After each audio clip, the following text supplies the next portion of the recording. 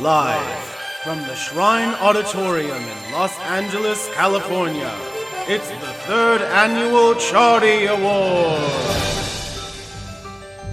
Welcome to the Charties, which celebrates excellence in chartographers-related podcasting. Please welcome your hosts, Evan Sadi, Taran O'Reilly, and John Gleason Teske.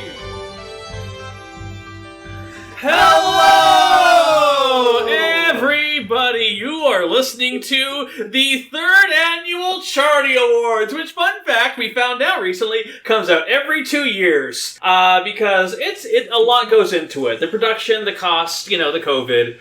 It's a whole thing. So the word we look, because we had to look it up. We had to debate this. Is biennial. Biannual is twice a year. Yeah. But we're not changing the name. You're damn right. We're not. But you know what? The great thing is that tonight is really special because we have John Gleason Teske back, returning as host, and also, fun fact, a nominee tonight as well. What? Yeah. Oh, I'm blushing. I know. Well, first off, I'm so glad you're here. As always, your fashion choice is on point. I think that this solid gold man bra that you decided to wear is bold and powerful. It is. And striking. And bulletproof.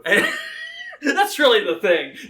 People do call you the Teflon Don because no one else calls anyone that. So, credit to you. Oh, Teske, I'm so glad you're back. Great to be here. Exactly. Great to be here. I heard that earlier in the day you were speed running the season at a fast speed. I was. I listened to some news podcasts and some talk radio podcasts, local talk radio, and sometimes, they can have that thing where they talk about it, but I stopped listening to them for a lot of years, so I speed it up to like 1.2, 1.5 sometimes, depending, just to kind of absorb it a little bit quicker.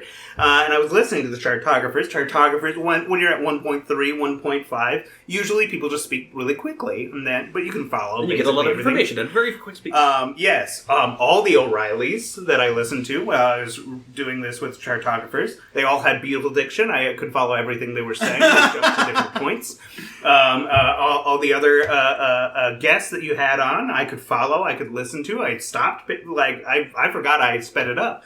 And then Evan talks, and I get a little, I'm like, is he gonna die? When you told me this, I tried the experiment because on Spotify, one of the many streaming platforms that the Chartographers is available on, and now on Pandora, I tried it, and 1.2 was not that bad. I'm like, okay, I'm speaking quickly. 1.5 is when we started to move into serial killer territory. That's crap. When that was disheartening to hear. Yeah. You're listening to every album, single artist. We did the Tarantino episode earlier here, and that truly was an adrenaline shot to the heart, listening to this on 1.5 speed. Any faster, you will die. It's like our podcast, really, we designed it like the movie Speed. If you go too fast, if you slow down too fast, you will die. And it's not so much as the Let's just pretend that made sense. Exactly. It's more like, it's what, Crank? Is that the Statham movie where his heart is going to explode? Yes. Crank. Yeah. Speaking of cranks, we have some wonderful guests here in the audience tonight. We really do. I'm so excited. All the celebrities, the glitz and glam. Meryl Streep is always making an appearance. Love it when she's here. Also, Olivia Colman. Really, old bitches is where it's at tonight. I'm very excited. It's very... Wow. You better... I know we throw that word around, but you gotta watch who you're calling bitches. Exactly, true. I know. Right. As we know, in terms of the press, Meryl Streep can put hits out on people. But hey, listen, I'm glad that you're here and glad we can celebrate this wonderful event. There's commercial breaks, there's all the other wonderful things, and the categories, which we slightly amended ever so slightly this year. I think there's one less than last year. We heard the comments from our fans, and we decided to make that happen. Taran, how excited were you for this season and a half, 2 seasons that we did, 4 and 5? How was I excited to, record the episodes? Yeah. As excited as always. I do think this was a really fun batch because it was a very diverse, eclectic group, even more so than normal. Yeah. We'd gotten a lot of the big hitters out of the way, so yeah, this was really fun. Metallica this year, bitch. Yeah, I feel like even more so than previous seasons, these really opened my musical chakras, Oh, okay. Yeah. This became your new religion. Music has always been my religion, baby. I meant the chartographers, but that's okay too. I'll accept that as a secondary answer. Well, hey, let's go ahead. Let's get right to it. Let's not waste any more of our dear listeners' time. The first category that we have tonight is Best Evan One-Liner, and I realize I didn't get any envelopes out because we need to open a goddamn envelope. We're doing this again? Okay. Very important that we do that. Yeah, we have to open the special suitcase. Oh, yes. We're walking down the hallway. Did you know John Gleason Teske is available for your Foley needs at any given time. I want you to know. Now we're gonna open these envelopes. All right. Yeah. So hey, all right. So the first category is Best Evan One-Liner. I think it should make sense that Taran should open it. I'm very excited. Let's jump into the nominees. The nominees for Best Evan One-Liner are from the Yana Lee main cast. Because you didn't get a lot of storyteller musicians in terms of albums. I don't know. Maybe I don't listen to enough. Bounty was her Beyonce, and Candace her Lemonade. There you go. Basically. Yes.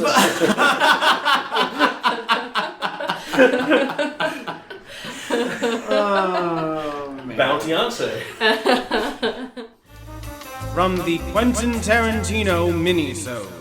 The musical sound effects. Yeah. That, then do we have to include all of those, 4-second, they got a guy in a booth to play a trumpet trill, for this one cue? We have to include all of those? Actually, I kind of would too. You know what Kill Bill Volume 2 needs? More sound effects cues on the soundtrack. I'm just saying. I mean, maybe it would have beaten Death Proof. I need the music of toes wiggling slightly. Oh, Quentin, you mean the sound of an orgasm? Yeah. Oh, whatever. I'll record it myself. Don't worry. He is such a weird... Was that the Quentin Tarantino orgasm? Yeah, that's what I was... I just wanted to make sure. Yeah. From the Shelby Lynn minisode. What is your least favorite Shelby Lynn song? Oh gosh. Yeah. It's just a conversation starter. That's why it's there. And also, yes, it is Jesus is a Greyhound. I wasn't prepared. Jesus is a Greyhound. Jesus is a biscuit. If Jesus came back as a bus, would you know? I wasn't. Two front tires punctured. I wasn't prepared for a song. No. Oh, wow. Sorry. From the Butch Walker minisode. Well, congratulations, Butch Walker. You are the 49th artist that we've done for this entire podcast. We're coming up on 50 right now, which is just... Check your watch. Yeah. Because you have all of the artists written on your wrist. You got them tattooed. Oh, look, it's Guster o'clock. From the Coldplay minisode. I think we need to talk about some of Chris Martin's collabos. I think is probably worthwhile. Before he decided to consciously uncouple from quality songwriting. I feel like...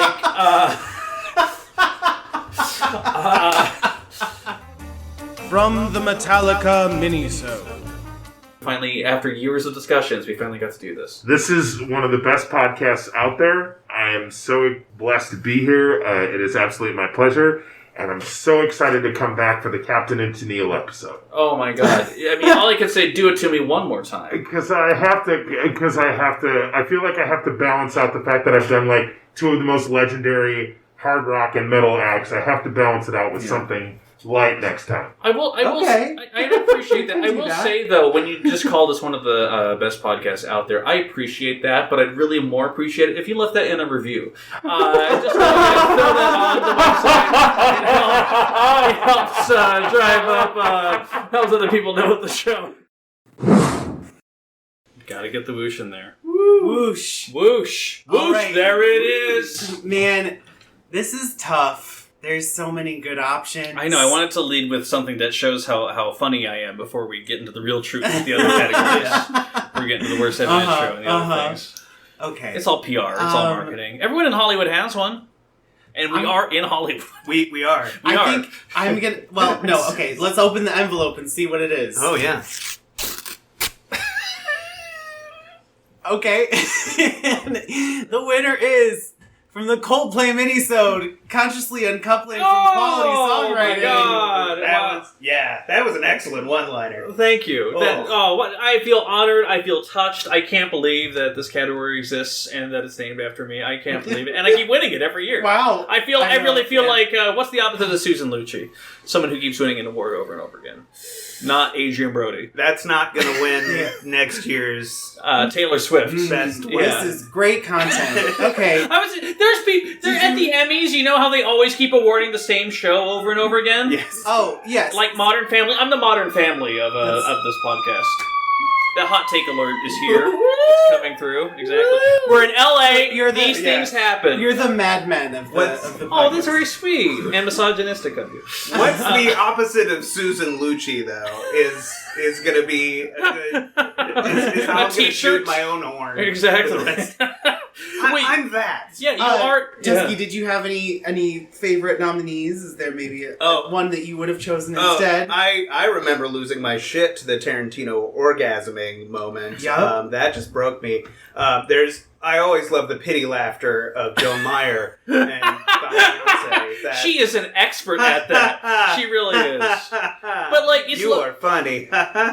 No. It's like that thing when you say something and someone doesn't laugh, but they say that's so funny, and it's like, is it? Is it really? Quite humorous. Exactly. It's quite humorous. That is a joke. It's quite humorous. And I acknowledge that. Yeah. Now I know you're on this podcast, which is technically a music podcast, but more of a ruffle around with the comedy with our dear friends.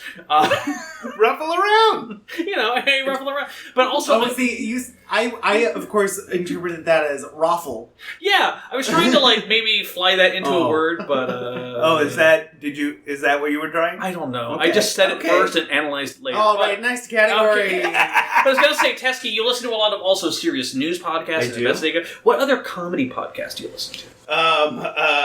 Or any? I do the Mark Maron, which is like equal parts comedians and then also like, so when I did a bunch of drugs and hated everyone and was trapped in my own neurotic brain and then my cat died, which sometimes has a punchline. Yeah. Sometimes it doesn't. Sometimes there's crying. So anyway, this is maybe the most comedic podcast that I listen to regularly. Quickly at 1.5. Yeah. This is definitely the most comedic podcast I listen to. I just download information faster than the other human. I get it. Exactly. Yeah. Well, up next is Best Shade, which includes shady moments. In fact, actually, Teske, if I'm not mistaken, I believe you're presenting this category. I could be wrong. Presenting this category? I don't know. I think this is how it's going. I can't remember. But hey, let's go ahead. Let's do it. The nominees for Best Shade are Sarah Gentile from the Butch Walker main cast. Hearing him do Justified and Stripped, his early acoustic EP, hearing his voice just soar in all these different octaves and rock ranges, just this guy could do anything. He has rock vocal power. He really not. He really does. No. But rock vocal power. The #1 interlude I've ever put on every mix CD ever. You put that on a mix CD for me. Of course, I had to. And you stayed? That's what everyone asks. Taran O'Reilly from the Coldplay main cast. But I hope that you recognize me in the streets and in the tweets as the host of this podcast. Oh my god. And if you know anything about this podcast, then you know the person sitting next to me. That's right, the Phil Harvey to my Chris Martin. That's right, the one, the only, Taran O'Reilly. Taran! Why are you making me regret doing this? We could have just ended with 50 and it would have been great. Taran O'Reilly from the Bibio main cast. His first proper studio full-length, he keeps behind this fucking layer of static and fuzz and sepia tone weirdness that I fucking hate. Studio is a strong word for what this is. I mean, I literally, at one point, I was halfway through this album, my third time through this week, and was like, God, what a piece of shit. It's literally maybe one of my least favorite albums I've had the displeasure of listening to for this podcast. Evan Saudi from the Bibio main cast. I starred every single track of his that I have, and it's one of those things where I don't think anything here cracked 3 out of 5 stars. It was just composition. It's just hard to listen to. And then he just recently did a vinyl reissue of it, and it sold out. I'm like, what fucking idiots are buying this album? The thing is that maybe Evan Sadi from the Joni Mitchell main cast. It has Blue Motel Room. Has Blue Motel Room with the incredible lyric. What is it? I'm peeking at your boom boom pachyderm. I have all these ladies hanging on your boom boom pachyderm. What's a boom boom pachyderm, Joni? Is it a trunk? Is it his dick? It's probably. Well, then also... But that's also not the only... and I, like America and Russia, always keeping score. No. I think we gotta have ourselves a peace talk. Which is before it turns into a cold war. Yeah, it's one of those things where that, for me, was the revelation of just like, I'm just listening to this album and I'm like blissing out to it. And then, like, as soon as I heard Boom Boom Pachyderm, I'm like, wait, what the fuck did she just say? What the fuck did she just say? And that's... Whew. That was shade. That was real shady. It was some shady. It was like slim shady. It was slim. It had some girth to it. It had some girth shady.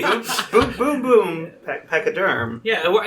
Speaking of girth. But yeah, the Joni Mitchell episode, I will say, just as a whole, like, truly one of the more eccentric discographies we've listened to, which I guess I kind of knew going into it, but oh boy. There was some... It was all over the place. It was all over the place. I definitely feel like Joni Mitchell is one of those that you can have a 2-disc greatest hit CD of things that your mom loves. And then there's other stuff, too, that you don't hear. At all. Well, we had to break it to Allie about the album cover for one of her albums. We're like, you see that black man on the cover? That's Joni Mitchell. Oh, yeah. And that was a whole revelation that we had and a whole discussion. But, at the same time, lovely discography, wonderful songs. And back on topic. Maybe this one won't be 2 hours. Oh, just kidding. We'll get through it at some point. Anyways. The Oscars never get out on time. Right. And last year they had a strip-down ceremony, so that's their own fault, really. Yeah. And we're going to strip down as we do this ceremony, so... Exactly. Just stripping it down. There's some... I saw some nipples. And also, just like the Oscars, we're not gonna honor Chadwick Boseman. No. So anyway, could we... Oh my god. That's not what happened. Best shade. Yes, the winner of this category. Oh yeah. Jesus fuck.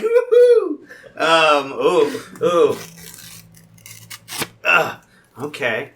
Oh, well, it looks like it's a 2-way tie. What? What? This has never happened. But it's also because everyone fucking hates Hand Cranked. Okay. It's a 2-way tie between the video and Hand Crank Shade. How about that? It was only the shittiest album that we've had to listen to in the course of this entire podcast. The thing is, though, this is the same season we listened to Lulu. Yes. And, I mean, it's close. Which do you think was worse? Lulu or Hand Cranked? Lulu was one of those things where it was bad because it was memorably bad. Like, I remember being Spermless Like a Girl or I Am the Table and other things like that. And Hand Cranked, an instrumental album of screeching static in your ears, I couldn't fuck with that. I can't fuck with that ever. Teske, I'm going to ask you a question. I want a straight shot answer out of you. What is the most disappointing album you've ever heard in your life? The most disappointing album I've ever heard? Lou Reed's The Raven. Oh my god! Yes! Oh my god! Yes. I listened to Lou Reed back and, had that cool English teacher who was like, you should listen to the Velvet Underground, kids, unless you're square. He talked like that too, I swear. Shout out Dan Martin. He ate cigarettes. Didn't smoke them, just ate them. He's the same guy that one time I walked into a study hall and he grabbed me by my shirt and he goes, "Where's my fucking paper?" And I'm like, what? I'll give it to you tomorrow. He's like, all right, sit down. And, oh my god! We went to a Barnes & Noble. He picked out a bunch of Joni Mitchell albums I should listen to once.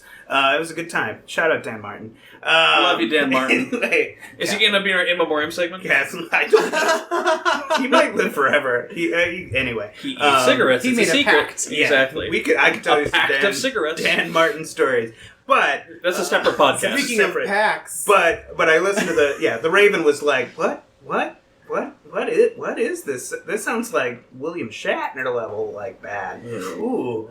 And I expect William Shatner's to be Has Been is the greatest album ever, and I love the dance number, but like we talked about it a little bit in the Ben Folds episode. Yes. I remember I was on the edge of my seat because I love Has Been. I can sing you like almost every song. And I've gone to see the ballet performance that he attended of the songs. Yes. Wow. But the thing, and then he put out an album like last year, and Ben Folds wasn't involved in, which is supposed to. No, he's done like 3 more. He's made a lot of albums. Yeah. He's made a lot more since Has Been with Ben Folds and Amy Mann and Henry Rollins. Nobody's attached to. Yeah. It's space trucking. Anyway. Best, most shocking reveal is a category. We do it every year, and weirdly enough, I will say, of the clips that we have, this is somehow the longest one that we've done, and only because the context is important, because truly some of these, even if you don't know the albums that are being nominated there, the reactions, fucking incredible. Oh my god, I can't wait. Let's go. The nominees for Most Shocking Reveal are Taran O'Reilly from the Yana Lee main cast. I don't know what's going to happen. I mean, the thing is, you're making me reconsider a lot of things. Oh, okay. Yeah. I don't think you're going to be outvoted because I think what I'm about to say is very controversial. Because everyone listen close. My pick for up next would be Bounty. What? Jill she is in a state of disbelief. I almost kicked over the mic and walked out the door. John Gleason Teske from the Quentin Tarantino main cast. Teske, what would you nominate at the spot? I was thinking about Kill Bill Volume 2. I think that's because my other one the one that I found to be the most off-putting, the one that I enjoyed listening to the least, as an album, as a sound, as a piece of music, a collection of music pieces. You're describing a soundtrack, yes. Not necessarily how it plays into the movie or how I think about any of these individually. It's Django Unchained. I was. Whoa! I did not. And that's my controversial bay. Nathan Dunbar from the Shelby Lynn main cast. You know, it may surprise some, staunch Shelby fans. My number 9, I think, would be Identity Crisis. Oh my god. The faces, if you could see them. Ooh. It's a great album. I just think she got better. Well, there's some stunned silence here. Yeah! Wow! Nathan Dunbar, again from the Shelby Lynn main cast. I've kind of thrown a couple things out there, but I just kind of see what you would potentially put as the album right after that, number 8. Would be Love Shelby. Oh! Yeah. Well, I thought... Dude! I thought that you were saying it was like your favorite. No, God damn it! No. I didn't say I like it. I said I love it so much. It's number 1. It's just not my least favorite. Jesus Christ. So Evan Zadi from the Coldplay main cast. Which leaves us with what I think some people might be predicting as the top 4: Parachutes, A Rush of Blood to the Head, Viva La Vida or Death and All His Friends, and Milo Xyloto. And guys, just because I read off those titles and I just said it, it kind of is obvious to me what should be number 4. I think we should all say it at the same time even. That's how confident I am. That's right, guys. Let's do it in 3, 2, 1. Milo Xyloto. Oh my god. Holy shit. Holy shit. Things just happened. Alright, so, let's, I'm just kidding. It's oh Milo my Xyloto. Jesus. Don't fuck with me like that, Taran O'Reilly. God damn it. Taran O'Reilly and Nico Pashka from the Modest Mouse main cast.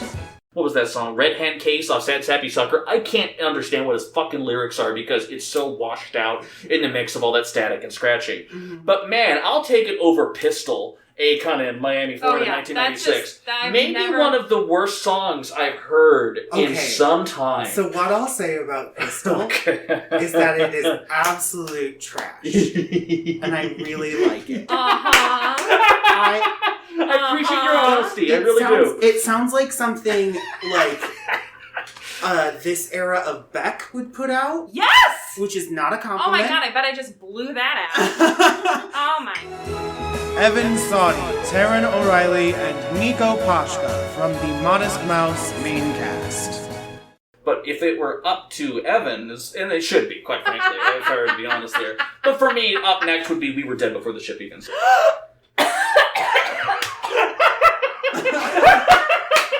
I was not prepared for that. No. Oh God, no. Woo! Woo! That's a contentious category. It is a contentious category. There's a lot of nominees here. How is it hearing your own voice back like that? It sounds sexy as always. Yes, I mean, truly. There's no question. The correct response. The correct response, exactly.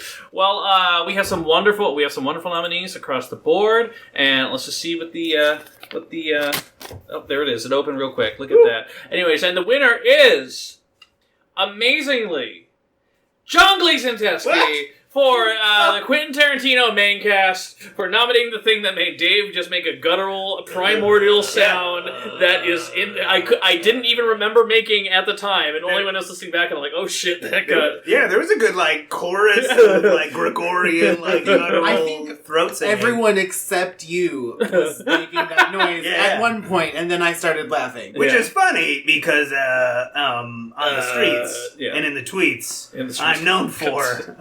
what are you known for? What are you known for? Low guttural noises. I mean...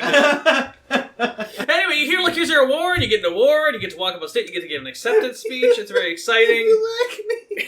You really like me. They do. And then you're being played off. And you're over. It's over, yeah. Yeah. Great. Anyway, congratulations. Thank you. You won a legitimate award. But then again, you are a wonderful contributor, and I someday I would like to see you do your own podcast, if that was an inclination or urge that you had inside of you. Listen, I get drunk and Marco Polo my friends, and I feel like that's the most podcasty I should be allowed to get. Especially when you're Marco Poloing them about stuff that happened in dreams. In dreams? In dreams. Rory Gilmore, just like the real important issues of the day. Gilmore. Not Rory Gilmore. She's the worst. She is the worst. Anyway. They're both the worst. Yeah, but she's worse than that. She's worse than the worst. She's the worst or worst. It's like Weirdo Weirdest. What's the worst Speaking and the of worst? Oh, a commercial break. That's what's good. Got a commercial break. How about that? Look at that. Why is the commercial break the worst? I thought people would want to have an unending stream of content just being poured into their ear holes at 1.5 speed. Poured in your ear holes. Apologies to our sponsor. Which is... DoorDash. Use the chartographers at checkout. I assumed it would be the person whose commercial we're about to play. That's why I gestured for you to say an actual real thing. commercial. There's a couple other podcasts. God, you're a fucking idiot. Play the clip. Wow. Best Shade 2021 going to Taran O'Reilly for all that. Coming up, we'll have the nominees for Best Guest One-Liner, Most Memorable Music Impression, and more.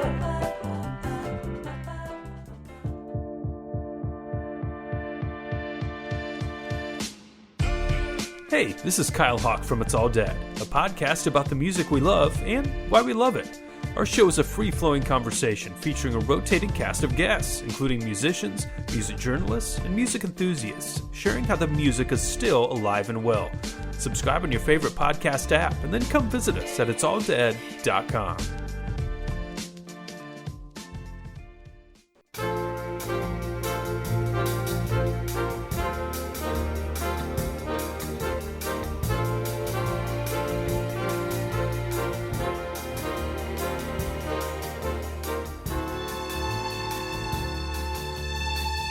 Welcome back! It's the Charties! It is continuing on, possibly more unhinged than usual. Taran being the voice of reason this time. It's lovely, it's incredible. This time? It's wonderful.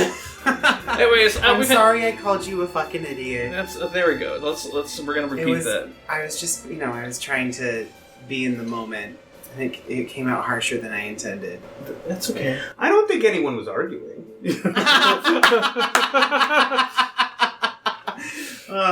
Anyways, yes. what was one of your favorite episodes to record this year? What was the artist that surprised you the most? Oh, I would definitely say Metallica surprised me the most. Mm-hmm. I had a lot of false preconceptions about what they were. I mean, and I you know, through becoming an adult, sort of already knew that, like, the ideas that I had about Metallica as a teenager were inaccurate. But, you know, as a little queer kid, there was a certain kind of person that I had tried to avoid. They seemed like the straightest band. Right. Yeah. Yeah. So, no, but I mean, I enjoyed every moment of Research Week for them, and yeah. And watching Some Kind of Monster, the documentary.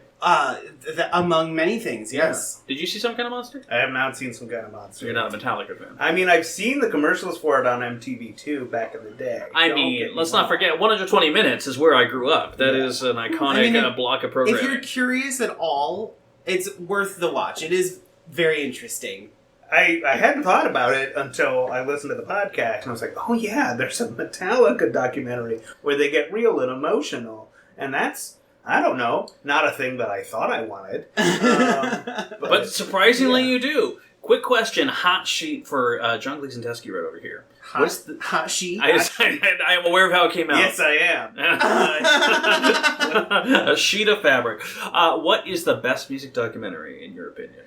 The best music documentary. Man, you're really throwing him the hardball. I love it. Ooh. I mean, he's the guest. There's certain responsibilities, which is to answer whatever random ass question they throw. Mm-hmm. You're dropping. I don't know what dropping hot bombs. The best music the best fake music documentary is Walk Hard, obviously. I mean, legendary. I think that counts. But, that I remember being all of my favorite music documentary tropes. In one place. Music biopic tropes in one place. But yeah, I feel like there are more. I feel like I should circle back with you and we should drink more psychedelic water or whatever and watch the music documentary. Well, I mean, on Apple right now is they have there's one that Todd Haynes did about the Velvet Underground, which I've yet to watch, and I'm very excited to watch, but we'll get there.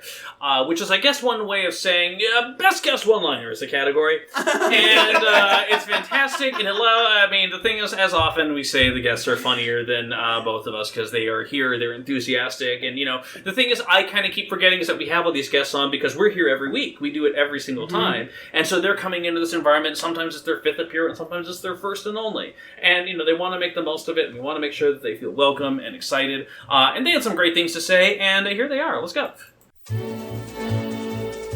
The nominees for Best Guest One-Liner are Dave Coop from the Quentin Tarantino main cast.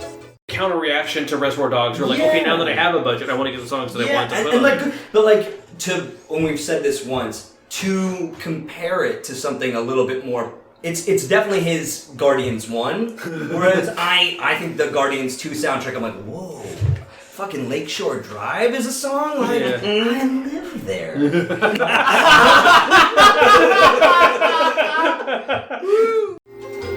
Karita O'Reilly from the Nickel Creek Minisode. But Chris is making every possible face you can. Tongue out, wagging side to side, eyebrows arched. And like literally, I'm just like, this is his O face. Like, I can't imagine anything else happening right now because he's just fantastic. I think I cut myself off in the regular episode from being like, he gives me such slut vibes. And coming from me, that is not derogatory in any way. Right. But like... Cody Gordon from the Childish Gambino minisode. Yeah, a different haircut. We're gonna see Rosario Dawson before too long. What? Is that one character from Clone Wars? Oh, yeah, that's happening. Weird. Can I say it? That's gonna be sexy. Yeah, sexy. You can say that's gonna be sexy. Oh, that's gonna be very sexy then. Wow. It's really gonna have to brace yourself. Get my own spot on the couch for that one. Steph, can you go to the grocery store? The far one? Nico Pashka from the Modest Mouse main cast. It very much was not intended to be Johnny Mars joining the band, but it was just such a great union of minds. Great chemistry. That they did it. I think Yeah, I could go on and on. I was going to say, no, I almost want to stop you because to me, it is insanity that we are talking about this album before number 3. Like, no. Like, there are so many good things. I have so many positive things to say about so many of those songs. The Johnny Marr Come is just, it... How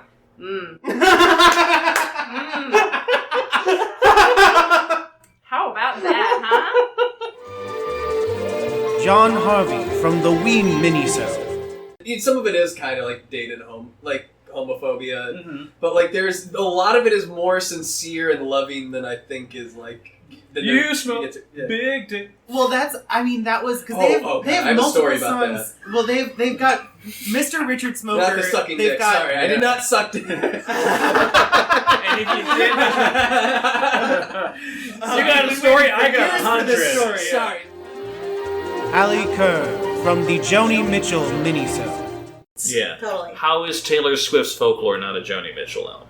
I think that's a stretch. It is a stretch, but it's also interesting to look at their love lives paralleled and how people talk about you're not wrong about that. Yeah. Joni's love life. As singer-songwriters, they're both very talented women in their own right. And it's interesting to see how both of their dating lives are held under a microscope. Mm-hmm. That doesn't happen with their male counterparts. Listen, Joni Mitchell could write "Shake It Off," but could Taylor Swift write "California"? All I'm saying, probably not. Maybe. Shake it off. No. Shake it off. I hate this. Well, listen. Just because Joni Mitchell has Sam Thomas from the Killer Mike main cast. I'm gonna go ahead and kind of take the reins on this one here a little bit. That's fine. Because typically we always put our guest in the hot seat in order to do all the rankings, and y'all, this time I'm gonna go ahead and throw out my number 5 pick out of our 5 slots. Controversial. Yeah. Go for it. All right. I know. Guess what? We're all fuck. I'm ready to fight. So it better be the right answer. Yeah. I'm ready to curse. Oh yeah. I'm ready to fucking fight. Ooh. Good nominees across the board, I will say, this year. Truly incredible. And, yeah, I think, Taran, you're going to... Is it my turn? Yeah, I think you're going to open the envelope on this one great. Here. There's lots of things. No. Oh, no. Oh, man. There's really only one option. It's the only one that's in the envelope. The envelope that you're opening. Ooh. The winner is... Nico Pashka, Johnny Marr Come. I mean, it is legendary. It almost doesn't feel right for this category because she did not intend to say that, but it's just such a perfect... The recovery of it. Yeah. How about that? That was a good... That was the line in it. That is what happened. Exactly. Incredible. And also, fun fact, I was looking it up. I was just counting the nominations, and the Modest Mouse main cast is tied with our Tarantino main cast for the most nominations this year with 7. So hot competition. Yeah. And each of them have won an award already. So we'll see what goes on with the rest of this year. These are big highlights. These are big highlights. Well, their campaigns were very good. Did you see the ads for your considerations? No, I in the always traits. Those. Oh, okay. Yeah. You have the ad blocker on anyway. I know, right? Exactly. Yeah. I almost gave it the close runner-up to Sam Thomas. I'm ready to fucking fight. It's such a good delivery. Yeah, just perfect in every possible way. Can I swear? Yeah. Also, you can, by the way. Can I swear? Yes. Good to know. Yeah, you can swear every other time you want to swear. But the other time it has to be censored. You have to do the Mormon thing and say, fudge. Yeah. Oh, is that a Mormon thing? Well, I grew up in Salt Lake City, Utah, so yes, I knew the people that said, well, you're going to burn in heck.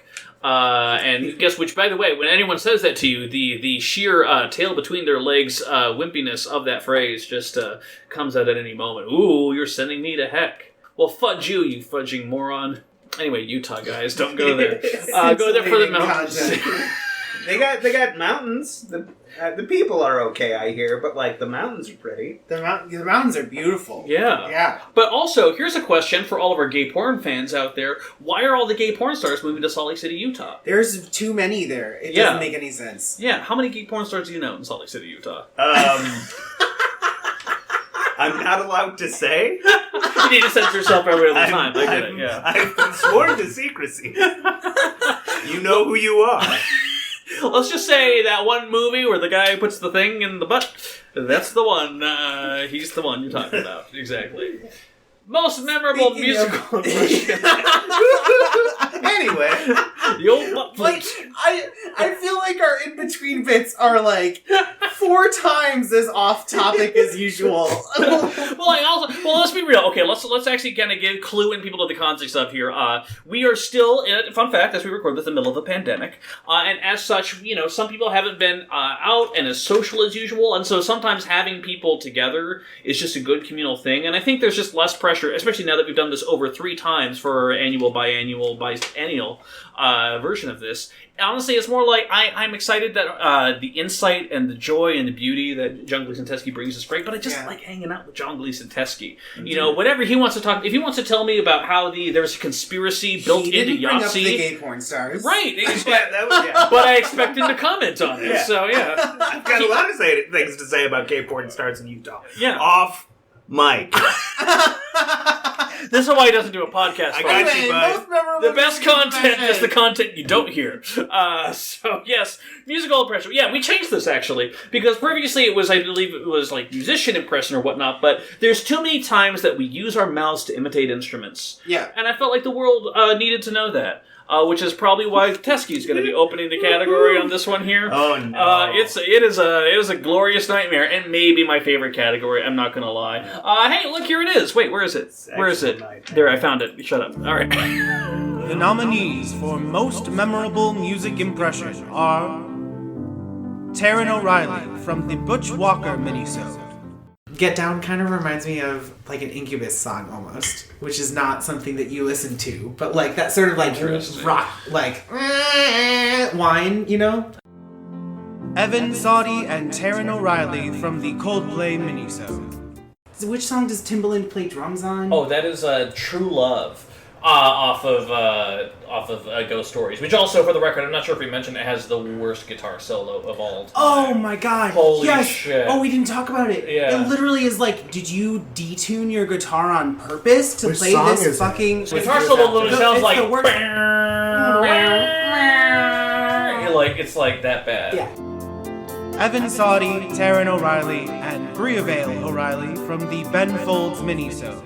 I was thinking about so many other discoveries and so many other things that hold true on this one here. Fair with his fucking Muppet vocal, it's so wonderful. Taran O'Reilly from Metallica Part 1. So if you've been listening to this podcast at all, then you know the person sitting next to me, the James Hetfield of my Lars Ulrich. That's right, the one, the only Taran O'Reilly. Hello. How are you doing? I'm doing great. We've been doing Evan Saudi from Metallica Part 1. Because Kirk, for those that haven't heard it, Kirk takes the sax part that's in the Bob Seger version and does it with slide guitar, and it's very, very cool. But yes, that's yes, Evan, that's exactly what it sounds like. That's what it sounds like. Evan Saudi from the Modest Mouse minisode. Hello, everybody! You're listening to the Choctographers. Chop talks every day. And listen, it is the Happy Hour episode. Such a slow burn. I love it. Taran O'Reilly from the Ween main cast. But because it sounds like they're doing a Donovan impression. Because you know that Gina loves doing impressions of other people. But then the synth comes in and it's like, and I'm like, are we on a Mario Party loading screen right now? What is happening? Oh man! Oh, what a great category! What a great category! Speaking of fucking stupid, I'm feeling great. What? It was in the moment. We were going through 2 whole weeks of everything Metallica related. All Metallica all the time. So we had that in our head. It felt right. I knew exactly what you were doing. Oh, good. As long as it read. Yeah, one of the things we had to cut was Taran talking about the body autonomy of Robert Trujillo. Because I'm not sure if you know this about the replacement bassist for Metallica, but he is Zaddy. He's Zaddy. He's very much body hair. I mean, you have a lot of it. You would know. You're the expert. Aren't you the assistant editor of Body Hair Monthly? The magazine? I mean, I'm not so much an editor as I trim. Oh. Hey! Take my wife, please! So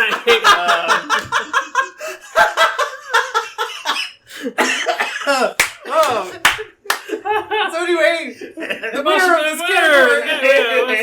I'm gonna open up this envelope.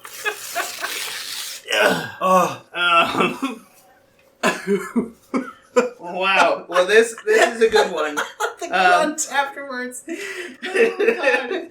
Okay. This is a good one. This is one of my favorite, and I think it was because of the whole group effort. I'm gonna say it's the Evan, Taran, and Brie Vale from the Ben Folds. Hey! That was it.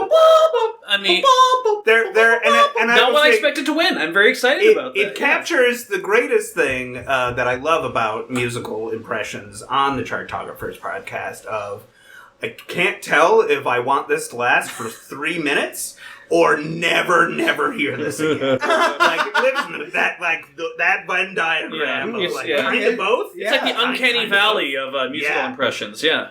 Wow. Great. Well, that's wonderful. Evan, did you have a number one pick? Oh, I mean, me doing the slide guitar sound is clearly. I don't recall doing that or getting the reaction that it was. Funny. Yeah. My other pick. Well, I think that it's funniest too because you clearly, like halfway through it, you're losing conviction. You keep making noise anyway. That's the thing. When we host the show, we have more autonomy. We have more comfortability in doing stupid things and making our mouths into the sounds of instruments. Yeah. But fun fact: Todd Rundgren, he once put out an entire mouth album. He recorded all the instruments. It's like his mouth was going to be drums, the bass. He was like a one-man pentatonics is what he is. Yeah? Did you see the HBO show Hacks? No. Okay. There's a good pentatonics joke in there. What the fuck is a pentatonics? It's great. Long story short. Speaking of mouth sounds, our next category. That's genuine insight. Yeah, there's a lot of talking in this one. Yes. Yeah. That's the pivot there. Speaking of mouth sounds, talking is something that's used a lot in civility and debate. Yeah. Well, we're 40 minutes into this recording this, and we're not even halfway through, so I think we're on track. That sounds great. Also, for the record, I heard the feedback. I heard the feedback from last year. Uh-huh. This is actually the shortest audio clip category that we have. So outside of the top yes, because previously it was too long. Previously it was 13 minutes and 96 seconds. Oh yeah, that's too long. No, it was, how long is like it 5 now? Minutes. It's less than 3 minutes. Oh, wait a minute! You got to tease them. Right? There is genuine insight into this podcast, no matter what the comments say. Exactly. And I learned that from you. Actually, I learned that from your alternate persona, John Gleason Teske. Yeah, that's... Hey. Listen. Didn't you move to Salt Lake recently? Listen, we're not supposed to talk about that. Anyways, here we go! The nominees for Best Genuine Insight are John Gleason Teske from the Quentin Tarantino main cast. And also, like, culturally, I felt like Kill Bill Volume 1, like, the Woohoo was in, 8, 9 commercials that, played all the time, and, like, and the battle and the everything, how often is that sort of thing referenced in movies and TV still today, where like somebody is about to get in a battle, and then they like just go into it. And then trailers, right? Every time you hear it, I'm just like they're fucking ripping off Tarantino. Brie Vale O'Reilly from the Ben Folds main cast. Battle of Who Could Care Less is such a well-crafted song about being ambivalent. Like, so many other albums are just him being ambivalent and they suck, but this one, he obviously does care, right? It's like a great song about not caring. Taran O'Reilly from Childish Gambino Part 1. Part of why it's so low for me is like, as a listening experience, I was like, really, dude? Again with the Asian chicks? Yeah. Not that I mean, yay. Yeah. Love them, but like I don't know. It's often enough that it feels like fetishizing and a little gross to me. And I think he almost knows that, and that's why he never talks about it again after this record. Taran O'Reilly from the Metallica minisode. It could have been very easy for them to keep 100% of all of that completely private. And the fact that they were willing to show that to the world honestly really changed my opinion about them as people. And sort of helped me go back and appreciate more of the intelligence in their music. Because, again, they have this reputation. I think who they are as musicians and as artists is a completely different thing from the reputation that their fan base has sort of given them at large to people who aren't as familiar with them. Sure. Sam Thomas from the Run the Jewels main cast. Also, love Gangsta Boo, and I love how often Gangsta Boo shows up in their music. I love her. Gangsta Boo walked so Cardi and Megan could run. Yeah! Genuinely! Well, I mean, great points all around. Truly. Yeah. I mean, I like it. I like it a lot. I think it's good. Teske nominated again. I think you actually have 3 nominations this year. Oh, God. Yeah. I'm sorry. I don't know. I mean, you handed me the envelope. If we've run into these situations where people are presenting and they are the winners too, that's okay. It's not against you. It's what's in the envelope. Okay. I guess I'll do it then. You'll open the envelope? I was worried that you weren't going to. I'm glad you did. Well, but I'm not going to read it. No, the world will never know. No, I'm just kidding. Wow. Honestly, I think it's hard to read what's in the envelope. I know. Yeah. La La Land. Mike Richards is hosting Jeopardy. I think I'm going to give it to Breeville O'Reilly for the her second win tonight after the Muppets won too. Cleaning up the awards. I'd give her a call, but I know that she is out of state currently, and I don't want to fuck with their vacation plans. But still, that's lovely. That's wonderful. Good points all around. And the thing, I like this category too because so much as we're, especially me, I'm a jokey drunk idiot that just kind of flails around and speaks.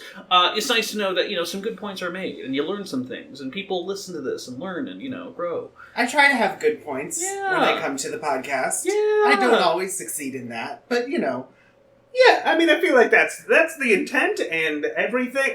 There are things that I learn and grow and change my opinion on. And listen, every episode. I don't want to be that guy, but sometimes I worry about some of the episodes might just be made for Charties bait. You know how they do that in the Hollywood. Something's clearly made for Oscar bait. Sometimes I think some of these episodes Charties bait. Who would do a Bibio episode? Who? They're just doing it purely for the nominations. Just for the clout. Exactly. And I get it. It's a disgusting practice, but sometimes it's good. So, it's just it's a constant back and forth. It's the thing of commerce and art intersecting. I get it completely.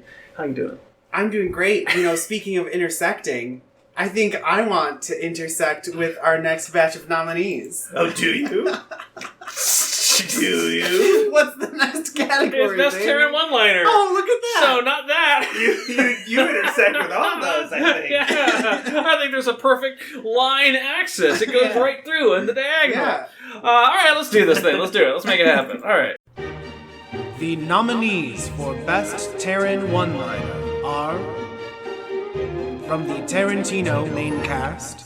If you know anything about this podcast, you know the person sitting next to me, the Uma Thurman to my Tarantino. That's right, guys. The co-creator of the podcast, Taran O'Reilly. Really? I'm Uma Thurman? Yeah. My name is literally Taran. It's in his name.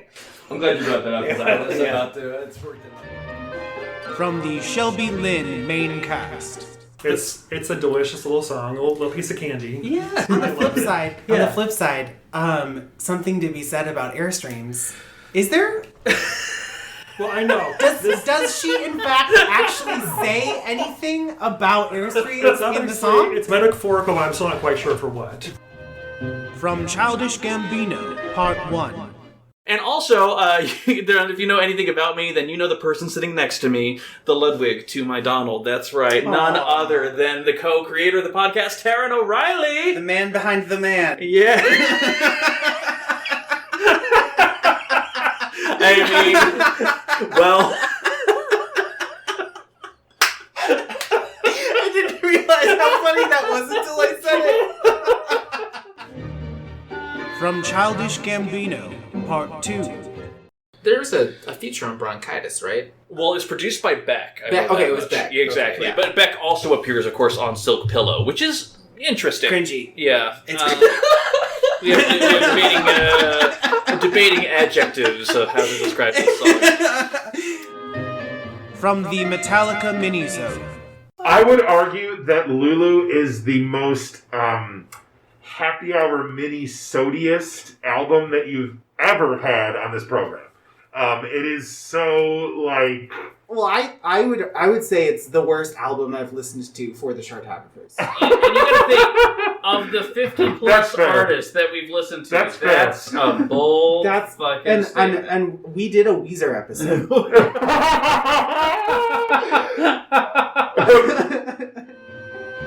From the Modest Mouse main cast. My problem with this album is that there are 8 credited people as members of Modest Mouse on this record. Why? Why did you turn into Arcade Fire? Why did you do that? I don't understand. Arcade Fire was already not good at being themselves at this point, so I don't understand why. Fire breathing, Taran O'Reilly right over here. I brought the heat on some of those. Heat, exactly. Are you a poblano? Because goddamn, hot in the mouth. I'm the least spicy pepper. Yes. Yeah, exactly. yeah. Are you super mild? Are you barely noticeable? I mean, that's me and crowd shots. Poblanos are delicious. They just don't have spice. I don't know why I'm explaining the joke. Let's move on. It's funny because you see how it's funny. I am comedy. Ha. This is great. I'm having a great time, and I hope our viewing audience is larger this year than it was last year. Right. Truly. But hey, those people viewing us. If you're tuning into the live stream, I apologize for the nudity. Yeah. The nipple pasties, though, I did not coordinate with Teske. I don't know how it came out there. The live stream gets it. Yeah. And if you're not a Chartographers Plus subscriber, you don't get that. And we have, by the way, the Chartographers Podcast Network. It's great. Teske's launching his here. It's called Grunts and Rambles. It's fantastic. I'm so excited. Dave Coop is starting his one called Stoked, and we have so many other great programs coming. Chartographers Plus, get your membership now. I'm not telling you how much it costs, but put your credit card in. You'll be surprised. The number might make an album title. Anyway, so winner 3/15/20. Oh, there we go. I open up the envelope, and the winner is. It's another tie. What? The man behind the man and Taran's least favorite album ever because you already did a Weezer episode. That's right. Taran O'Reilly double winner tonight. My God. Congratulations. Wow. Thank you so much. Thank you so much. Ooh. I remain the man behind the man. You do remain the man behind the man. It's kind of amazing. It really was. It's a great moment. Yeah. I went, why are they laughing? Uh-oh. I get it. Salt Lake City. Salt Lake City.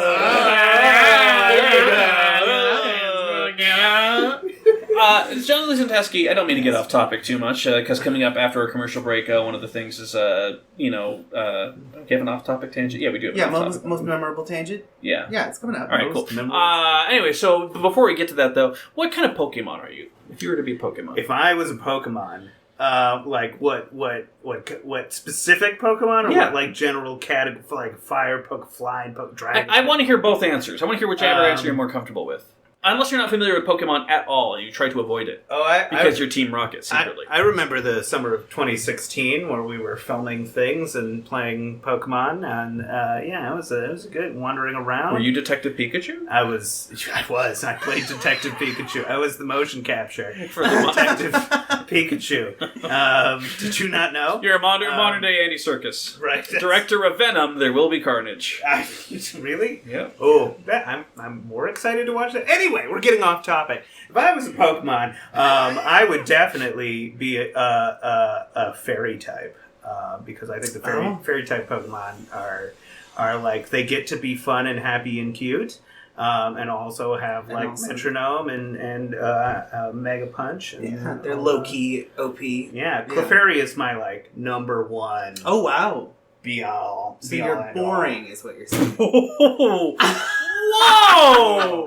A guest comes in to host our award show. So you get to be this tiny little pink, cute thing who your entire like thing in life is you like get naked and dance in the moonlight. Okay, you're right. That's like, and then you have a bunch of like fighting moves where you can like you got these fists that are the size of like fucking quarters, but like things are exploding. And then you have metronome, which means you can do literally any Pokemon move without any prediction. So it could be just like Splash, or it could be Hyper Beam, or it could be some like kind of like psychic weird ghost haunt, blow your fucking mind, destroy you, like But you're still this like little like fucking cute pink thing with little wings. I think it's the best Pokemon there is. All right, I see. With your explanation, I feel you on that. Yeah, damn straight. All right, cool. Apology accepted. Yeah.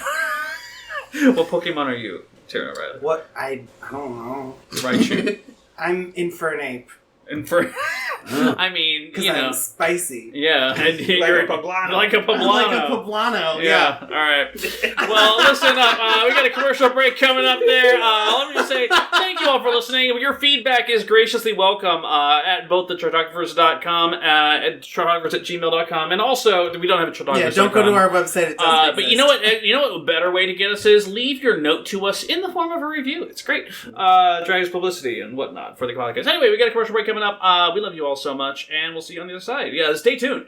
Coming up, we'll have the nominees for Worst Evan Intro, Best Mispronunciation, and our countdown of the top 5 comic moments of the season.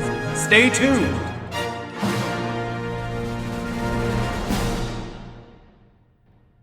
Dogs. They're great, right? Of course they are. They're also weird, quirky, gross, challenging, frustrating, smelly, and fun. And that's why we love them. Hound Opinions is a podcast all about dogs, and it's hosted by me, Bill Mayeroff. I'm a dog trainer and walker in Chicago and can't wait to talk to you about dogs. We'll talk about everything from life with a reactive dog, to flying with your dog, to what it's like to work with a service dog. I'll also take questions you all send in and answer them from time to time.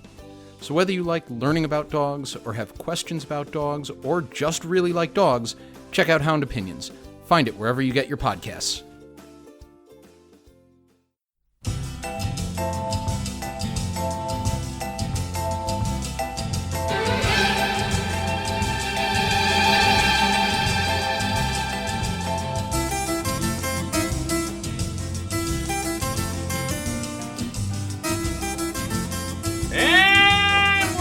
And let me also just say, first off, you don't see the 60s rockin' that's going on here to this great-ass music that we're doing. And also, just real quick, I want to give a shout-out to the production team of the Charties for these incredible deep-dive music picks that happen for every category and interlude. I don't know who does it, but they're incredible. We want to thank them every single year. Their gift basket is in the lobby. Yeah, the clips just appear edited. Yeah, it's kind of crazy in our how inbox, that happens. and we're just like, wow, thank you, team. I feel like a YouTuber when that happens. Like they don't edit their own clips; they send them off there. I saw a documentary about Jake Paul. Anyways, it's a thing that happens. Teske, how are you doing? I'm doing great, Tim. Great. Yeah, it's a beautiful night. How do you feel? Speaking. I wasn't sure if that was a reference to you were Richard Curran. You were talking about Tim Allen, or you were. It was a Heidi Klum. That's Tim maybe Gunn situation. Maybe that's what it is. I think it might be a deep cut Richard Curran that has been embedded. So okay, in that case, Curran, and I don't mean to date ourselves as a podcast, but when we recorded this very shortly, they dropped the trailer for the forthcoming animated film Lightyear.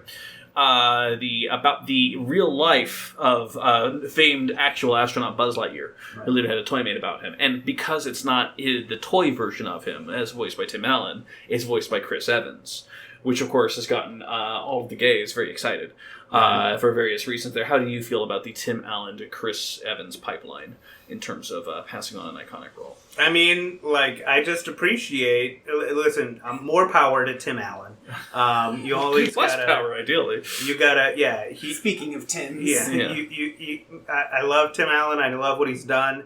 I think that all that he set up for Chris Evans in this new movie, he's the man behind the man, to use a phrase. It's true. The catchphrase, yeah. But yeah, Chris Evans is always a better shift.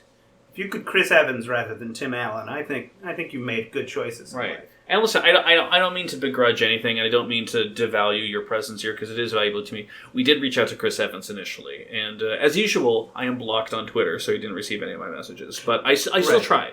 I listen. Me and Lizzo sent him something on IG.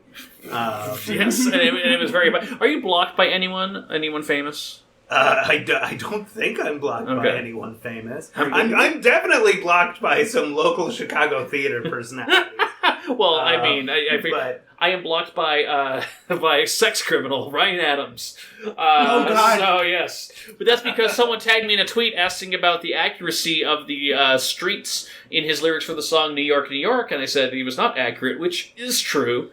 And I all I saw on my feed was that Ryan Adams quote tweeted me and then blocked me, so I've never been able to see what he actually said about my comment about how he was inaccurate with the geography of New York. But hey, it turns out he's a monster. So I guess who wins in the end? Evan Saudi. Yeah. Which, by the way, speaking of Ryan Adams, our next category is most memorable tangent.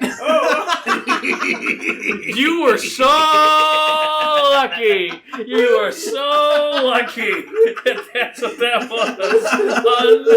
And also, for the record, we're almost an hour into this podcast right now, and I will say that it is amazing and truly amazing as an effort of restraint. I know this seems very unrestrained, but we've gone a whole hour without me once mentioning that I'm verified on Twitter. And I just want to say that I think that is a goal. I think that is a beautiful thing, and we need to celebrate it. You just forfeited all the awards you've won tonight. Good thing I'm nominated in more categories, including maybe this one, most memorable tangent. I believe I think I'm opening it. I don't know. We'll see what happens. Here it is. That was a better segue than all the ones I've done. Yeah. The nominees for most memorable tangent are John Gleason Teske from the Quentin Tarantino main cast. My favorite thing is we had the Pulp Fiction soundtrack in the coffee shop I worked in college, and every once in a while when I wasn't paying attention, I would turn up the music on whatever coffee shop soft modern rock was on the beforehand, because it was like, and then everybody would be like, I love you, man.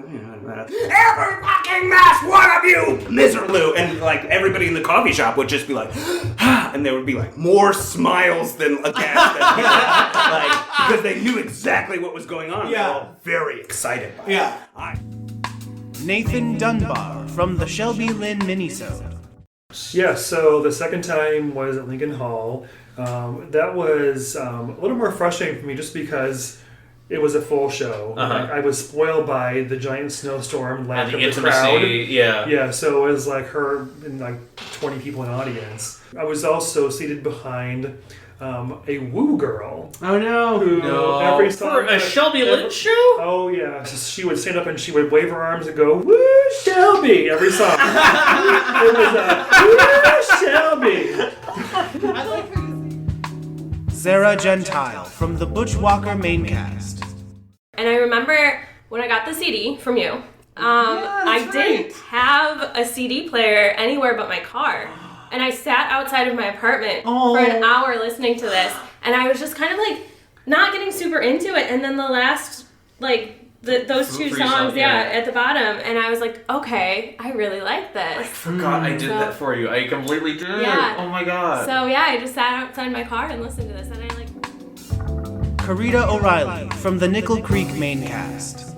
I just want to tell a funny, cute story from when they did their tour with this album. Yeah. I don't remember exactly what he said, but basically Chris Thile, before they played Elephant in the Corn live, basically said the thing that slows us down the most is we have to come up with the perfect titles for our instrumental songs, and so here it is, 9 years in the making, Elephant in the Corn. I love that. And so I always think about that. And Taran O'Reilly from Metallica, Art 2. Rhythm guitar is such a...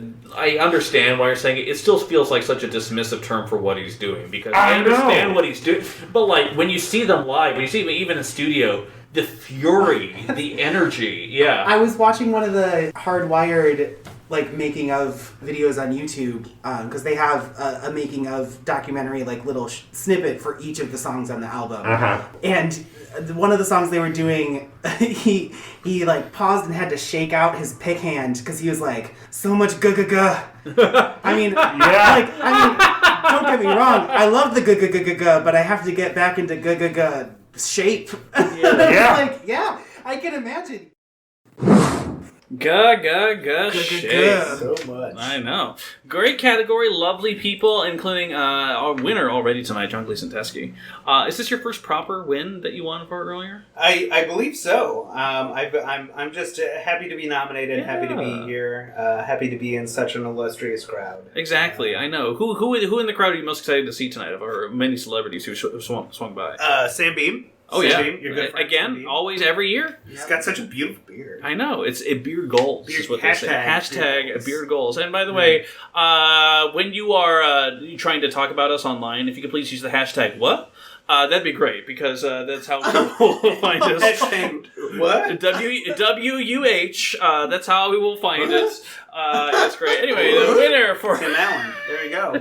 Salt Lake City. All right, so listen, everybody. The winner for Most Memorable Tangent is Nathan Dunbar from the Shelby Lynn episode, The Woo Girl. Woo, Shelby. Because, listen, this is the thing. I didn't know it until that anecdote, but we all know a Woo Girl. We've been at a show that is possibly ruined by a Woo Girl.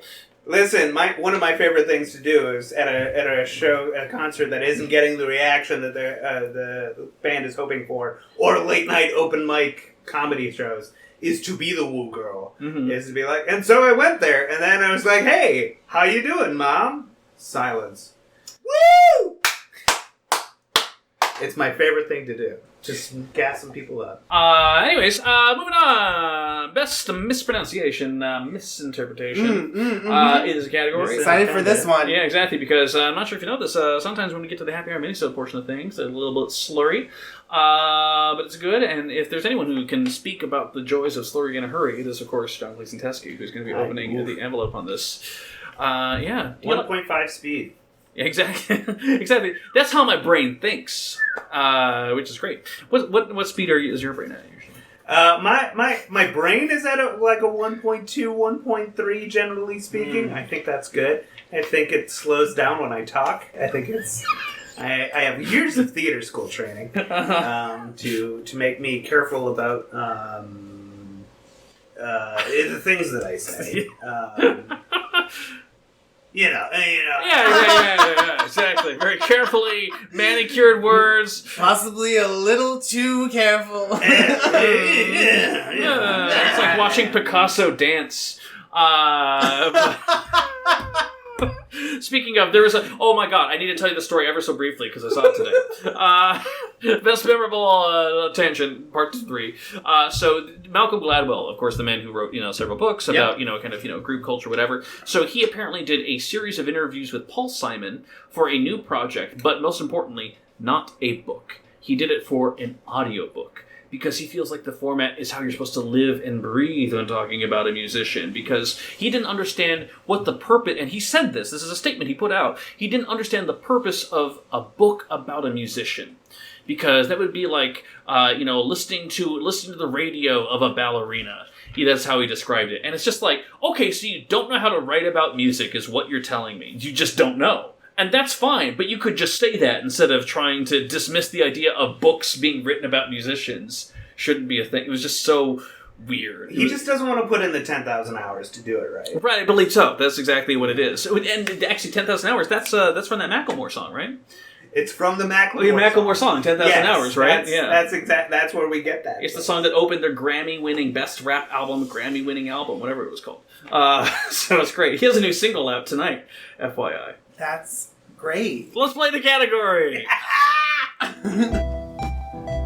The nominees for Best Mispronunciation/Misinterpretation are Evan Sadi from the Quentin Tarantino main cast.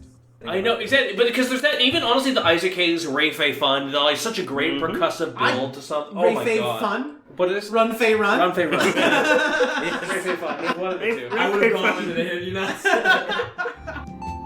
Evan Sadi from the Quentin Tarantino minisode.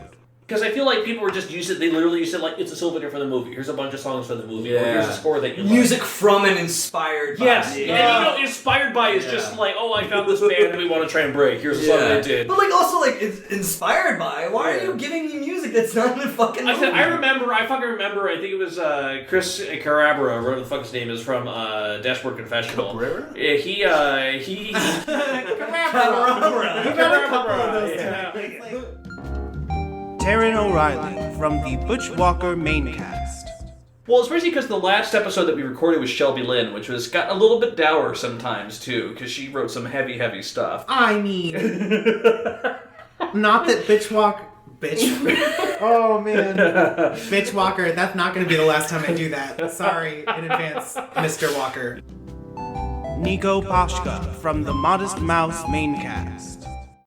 Again, a little more that kind of sinister spitting venom. Even Steven Genius is like, there's like, again, that funky beats and sounds, and like, it almost sounds like some steampunk quappily ploop is coming towards you. Like, there's sounds in it. Isn't that going to be on the new album, the song Street of Steampunk Gobbledygook? I think it is. I think she said quackily. It's hard to,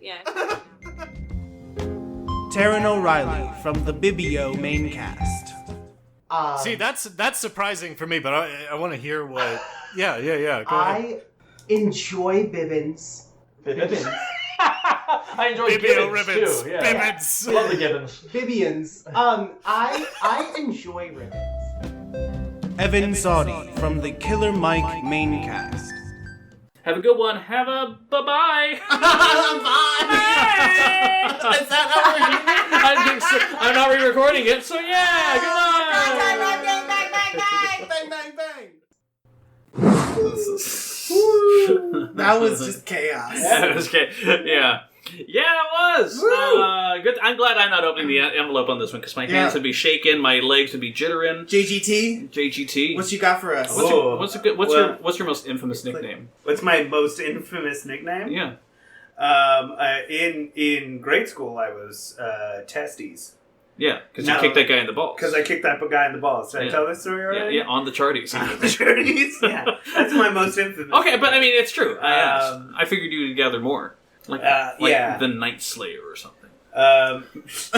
Is he a vigilante? The Night Slayer?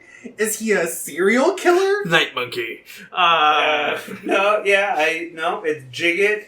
I love Jigget. I love Jigget. Jigget is one that I get from like very specific people in very diverse groups of my friends. Refer to me as Jigget. Oh no! Remember the animated show about the alien widget? It reminds me of that. Yeah. Anyway, it's very similar. Very similar. Yeah. That sounds like a slur I was called in high school. Yeah, right. Anyway. So the winner, Johnny Three Names. Did you hear Zayn and what's her face Hadid had broken up? Gigi Hadid. Here he had it up to here.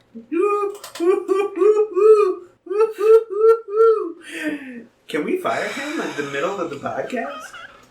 Is that a thing we can do? Anyway, the winner of the nominees for best mispronunciation, misinterpretation are the winner of this category is. Thank you, Dave. Thank you, David Coop. We're spiraling. I believe it's Bitch Walker. Bitch Walker! Bitch Walker. Wow. And I just want to make a special note that it's written here on the envelope that Nico Pashka was nominated, but as though she mispronounced. But I don't think there's any mispronounced there. I think that's just a fucking great word. I think that is. You're right. I'm pretty sure those are the sounds she intended to make. Yeah. That was Quackly Coop. Quackly Coop. Exactly. Which is also Dave Coop's best. Speaking of nicknames, exactly. Yeah. The Quackly Coop. I call him the Quackles. Yeah. Oh man, Quack in the morning. We're gonna start calling him Quackles, and he's gonna have no idea what's happening. Because that would require him to listen to this podcast, which is tough. But again, we did the research. If someone is on a podcast, they are 2% more likely to listen to it. So that's one thing we've been doing to increase our audience. It's been great. Yeah, it's been fantastic. Well, congratulations, Taran. Thank you so much. Yeah, exactly. Yeah, it's a true honor to be nominated alongside these titans. Yeah. Of the industry. Yeah. Yeah. Well, hey, I'm excited about it. It's been a very good time. It's fun too because also we combined seasons this year because we did our very short 5-episode season 4. I mean, they were basically the length of a season of a standard season, right? So I think in the future it might just be over 10 episodes, in terms of nominees, because it'll be a thing. But also we'll try our darndest, but there's no guarantees that the next Charties is gonna drop in a year, not 2 years. I can't guarantee anything, so we'll see. I don't even know why you'd put that out into the universe. Y'all want to make it interesting? What? Put money on it? We'll talk after the count. Okay. We'll do the over-under. $5. My entire life savings. Here we go. Anyways, worst ever intro. Taran, you are without question going to be reading this one because it's gotta be made. That is artists that we haven't done yet because they only have 3 albums. Yeah. Justin Timberlake has 5. Ooh, we could just do it and put all of them at 5. I was about to say, I don't think I heard Man in the Woods. Why would we put ourselves through Man of the Woods Remember when he put on one of the worst Super Bowl halftime shows? It wasn't good. Yeah, almost up there with Maroon 5, just in terms of blandness. Do you have a favorite halftime show? I want to say, first of all, obviously Beyonce, first of all. Right. Yeah. So once we move past that, I enjoyed the hell out of Katy Perry and the Giant Tigers. Her production, as much as I don't like her, it also Missy. Yeah. It was an entertaining show, to be sure. Beginning to end, I was like, I've enjoyed every second of this. Yeah. But I will also say that I didn't know if I loved it, but I will say watching the Weeknd halftime show that happened most recently, there was kind of this thing of like, what a weird man. This is the man who's been making the #1 hits. He's walking around with bandaged faces and shit like this all throughout. Like, this is such a weird... Yeah. I mean, the craziest thing about The Weeknd is he's still the exact same artist that he was when he put out House of Balloons. Mm-hmm. Like, he's still that same weird dude. That he weird just has fucked up more sex money dude. now. Yeah. Like... His songs are still about crazy shit. He's still all about but when Max Martin's behind it, right? Exactly.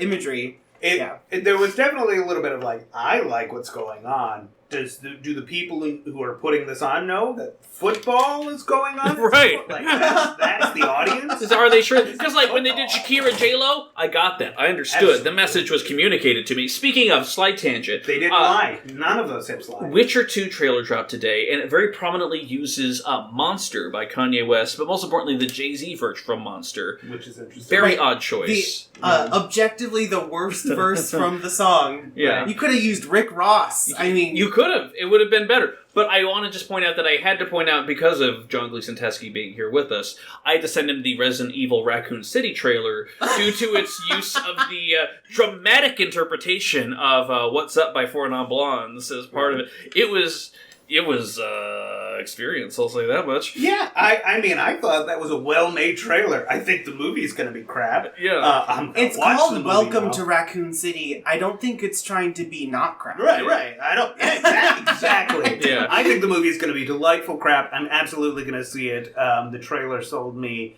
Thank you, Evan. The Chartie sponsored by Resident Evil. Welcome to Raccoon City. Coming out next year. Coming about at a time that is not yet passed. Yes, in the future. It'll be available on Quicken Plus, the new streaming service. And Quicken Plus. Speaking of that terrible joke, the nominees for Worst Evan Intro. The nominees for Worst Evan Intro are from the Butch Walker main cast. China did a whole thing, broke up, and then he formed a power pop group called the Marvelous Three. They had a small hit off their second album called the Hey album, and it's an amazing record. And I know that it is punctuated like that. It just still caught me off guard. From the Coldplay main cast.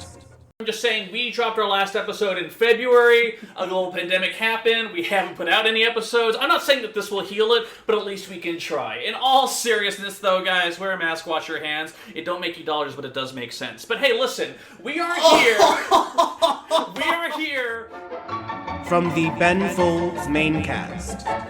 If you know anything about me, then you know the person sitting next to me, the Darren Jesse to my Ben Folds. That's right, guys. We're talking about Taran O'Reilly. Taran O'Reilly, everybody. Taran, how you doing? Oh, I'm good. I'm really excited to talk about Ben Folds, but I've already cringed like 4 times this episode. From the Nickel Creek main cast. In fact, we're going to be picking apart the discography of one of the most popular bluegrass groups of maybe all time. I don't know. We're digging into it. That's right. This week we're talking about the one, the only, that group that is definitely not part of the writer's room of the sci-fi TV show The Expanse because they don't care for a drummer. That's right, guys. We're talking about Nickel Creek. That's the joke? The Punch Brothers, if you're nasty. From the Bibio main cast. And if you know anything about this podcast, then you know the person sitting next to me, the Olivier St. Louis to my Bibio. That's right, we're talking about Taran O'Reilly! We were approaching that joke, and I was like, God, there really aren't many options. You did, I think that was perfect. Yeah, that's Bibio's girlfriend to my Bibio. From the Killer Mike main cast. If you know anything about this podcast, you know I love this podcast. If you know anything else, you know I love the person sitting next to me, the co-creator of the podcast, and most importantly, the big boy to my Killer Mike. That's right. Oh. The one, the only, Taran O'Reilly. I'm the big boy, but not the LP?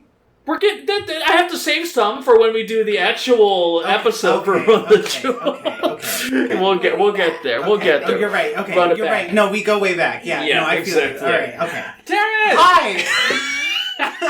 Great.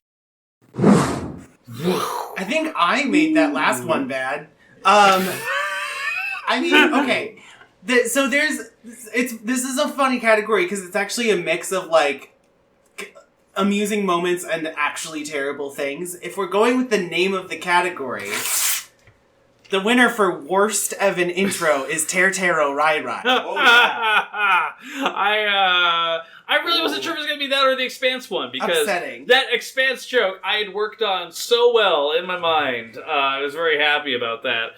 That's what we call niche. It was very deep cut. I understood how accurate of a statement that was. Do you watch The Expanse? I watch The Expanse. How you're caught up with The Expanse? Of course I'm caught up. Isn't it a great fucking show? It is a great fucking show, and the writers' room likes Drummer a lot better than the authors of the book.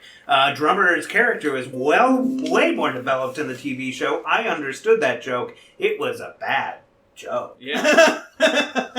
But by the way, real quick, David Strathairn, Idol. Incredible. Yeah. I feel like he did another sci-fi X-Men ripoff show where he was the Professor X, but he was just kind of like grumpy because he's like, why am I on a crappy sci-fi show with terrible writing?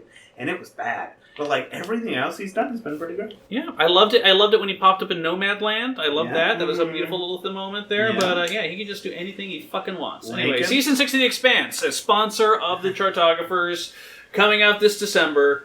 Give us money, for the love of God, the chartographers@gmail.com, and PayPal us at the Chartographers. Anyway, good times, great oldies. We're having a good time here. Do we have a PayPal? No. Oh, okay. We don't have it. I don't think we have any way of it. But, if you email the chartographers@gmail.com, we can talk. Let's just put it that way. If you really want to give us money, send us a Zelle request. Yes, exactly. Yeah.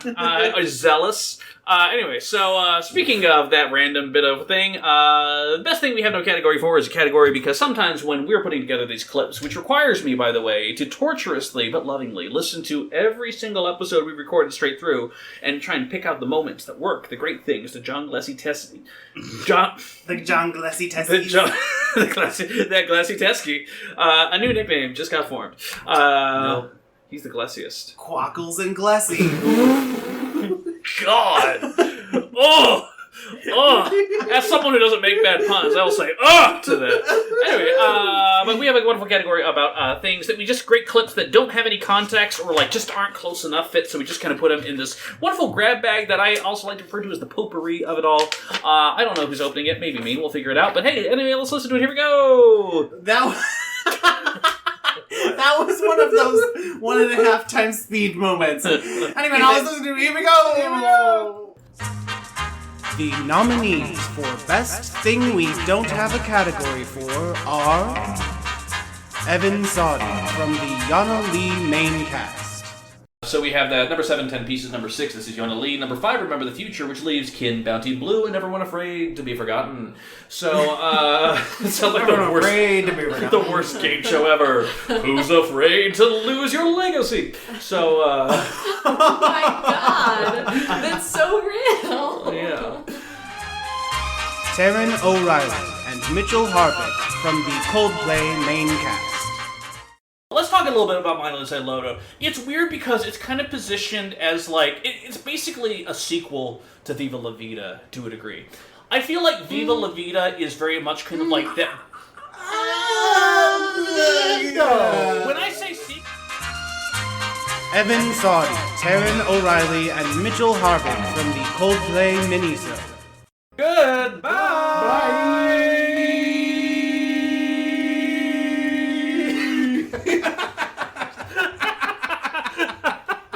Oh, we're monsters. We're all monsters. Evan Saudi from Metallica, Part 2.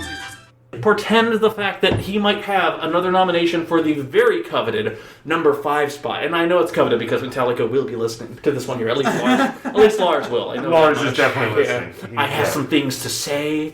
But yes, that was not bad. That was very good. That was a solid Lars impression. I really enjoyed that.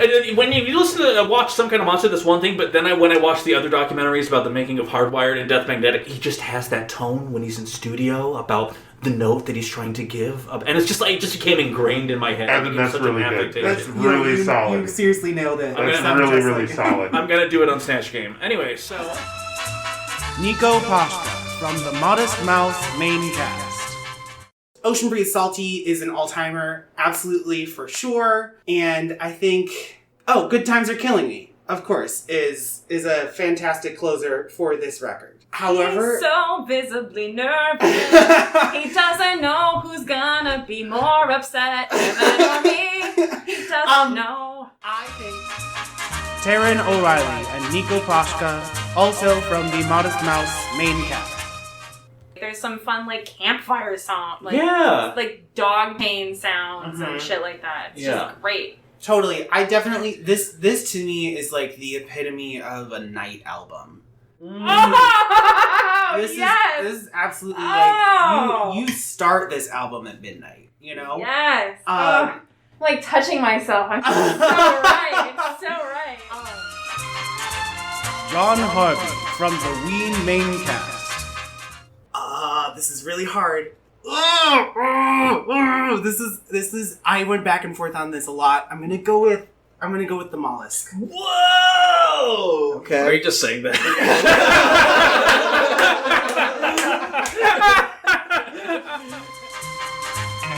John Harvey, J.C. Shikoda, Evan Saudi, and Taran O'Reilly from the Ween minisode. Goodbye! Bye. Bye. Bye. Bye.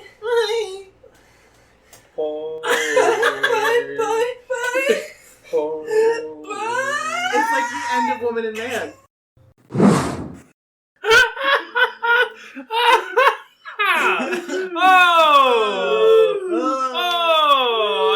I don't know if John Gleason Teske got to that one yet. He's so visibly nervous. Oh boy, yeah. I do not envy the person who has to open that envelope. I'll tell you that much right now. Even though PricewaterhouseCoopers have already verified who is in it, yeah. So I actually listened to a really interesting Malcolm Gladwell pod. We're gonna cut Take two. So I actually listened to it. No, it's not a good joke. I'm not gonna commit to that. So this is the kind of category team that. That both makes me want to take a cold shower and also feel like I need a moist towelette. You know, it's on the one end of the spectrum and then the other. You know, yeah, sure. You clean yourself in both of these perspectives. Exactly. Yes. It's either I need so he really feels dirty now. Yeah. It's either like, oh God, I'm dirty, or oh God, I'm dirty. Salt Lake City. These nominees violated him. They and like, listen, I signed up for this. Yeah. I knew what I was. I signed the waiver. This is his third time doing this. Yeah. This is his tour of duty right now. Right. They gave me the pat down at the door. We did. You wouldn't believe what he was carrying. The stuff he was packing. Salt Lake City. Salt Lake City. This is the worst. No, there's not a category for you. Anyway, the envelope. Rhubarb. Watermelon. Peas and carrots. The winner for the best thing we have no category best for. thing we have no category for is Dave Coop. Is that you? I think it's again one of those magic organic moments. It's a tough category, but I'm glad that Evan, Taran, and Mitch harmonizing. Oh! For the like, wow, that was an interesting organic moment. I have no category for that, and I just want to say that the John Harvey moaning orgasm by was disqualified because it was nasty. If I had a nickel. So basically, we just shouldn't have had John Harvey at all because he is nasty. He's nasty. He's a nasty man. Listen. Sometimes, according to the envelope, we like it. Sometimes it works for us. Sometimes, we get into that right place, right position. And sometimes you're like, I don't know you. We didn't exchange numbers. We didn't talk about safe words. That's a lot of lube. My safe word, Salt Lake City. Oh boy! Let's give a call to Mitchell Harvick. Let's see if he's around. I cut this. We'll see what happens. We're calling. Mitchell Harvick speaking. Hello, Mitchell. This is Evan Sadi and Taran O'Reilly and John Gleason Teske and. Oh, John! You did! Yes, you won! You won a Chartie, motherfucker! I won! Yes! Finally! At long last! Even after your first appearance, you won! What did I win? So you won best thing we don't have a category for, and it was at the end of the Coldplay episode when we all say goodbye in harmony and hold it for a really long time. Oh yeah, we did do that. Yeah. So congrats! Wait, wasn't there another Mitchell win earlier? No, I think there was another Mitchell nomination. You've been nominated several times, as to be expected. Yes, but also John. Thank you. Yeah, absolutely. You deserve. Please give a speech. This is the first time you've won a podcasting award, as far as I know. That is the truth. I just want to thank my Lord and Savior Jesus Christ. Yes, very important. Without him, I would not be here today. Bless up. Bless up. Bless up.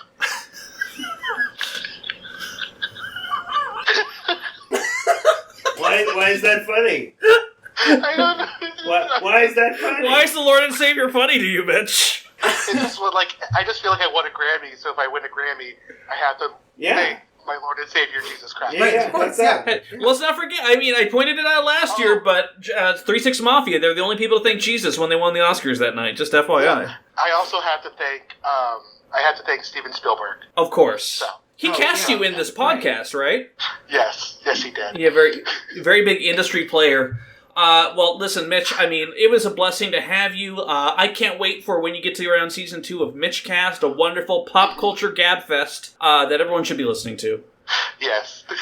Exactly. Thank you, guys. Absolutely. Well, congratulations. Thank you for picking up. We love you a whole lot. Love you, Mitch! Yeah, love you guys. Bye-bye. Bye-bye. Drag Race 3 sucks. Alright, so, Drag Race UK 3 we have a lot of hot opinions on. Hey, before we get down to the most anticipated part of the evening, which is the top 5 comic moments.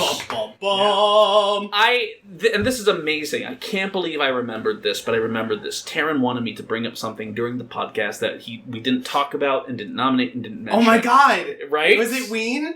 Was it? Yeah. Oh, yeah. Damn it, I wanted to bring this up around impressions. But anyway, one of the biggest things that I didn't ever bring up on the episode that I regret is for Ween, on one of the early albums, there's this song where it's just Diener, like, talking into a microphone with noise behind it, and at one point he goes, he's like ranting, and he goes, "You fucker, you fucker." And so I just sometimes just look over at Evan and go, "You fucker." And I mean, it's a good one of the legendary things that from the podcast that we brought into our lives. It truly has been amazing. Goddamn Ween. I know. The Weenus. Bemis. Oh, that's right. The Bemis. The Max Beam Bemis. Well, guess what? We're now down to the top 5 comic moments of the season. And, I don't know. Should we tell them? I know. Let's just play them. All right. In that case, I think, well, at the very least, we need to at least give context to the episode. So I just want to say, John Gleason Teske, the number 5 comic moment of the season, surprising us with facts from the Tarantino main cast. Congratulations on making it to the top 5, John Gleason Teske, at long last.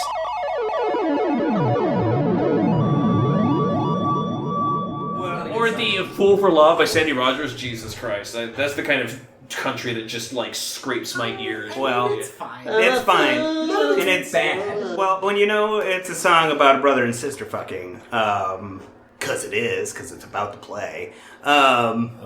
Oh, y'all didn't know that? Ooh, bah. Yeah, it's a Sam Shepard play.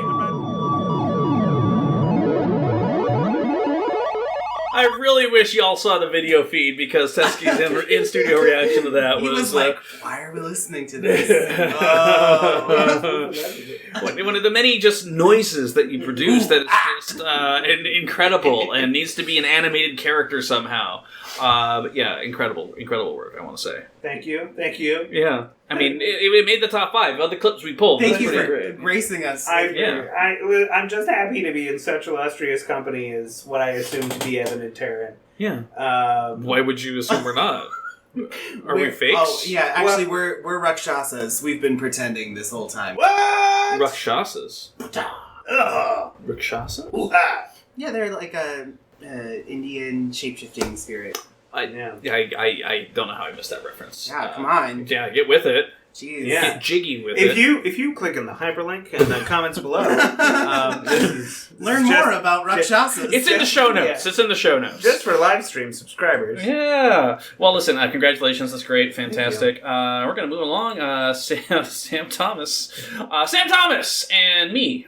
We get the number 4 moment of the season. It's from the... that was also the Terminator. This is from the Killer Mike main cast. Right? I'm part of this clip. I think you are a part of the clip. On the thing, it just lists me and Sam. So I don't know what's going on with that. Well, we got to talk to the You put Academy. it together, so... Yeah. Look, well, the producers and I are going to have a long word about this after the fact, but most importantly, top comic moment number 4, Killer Mike main cast. Let's do it.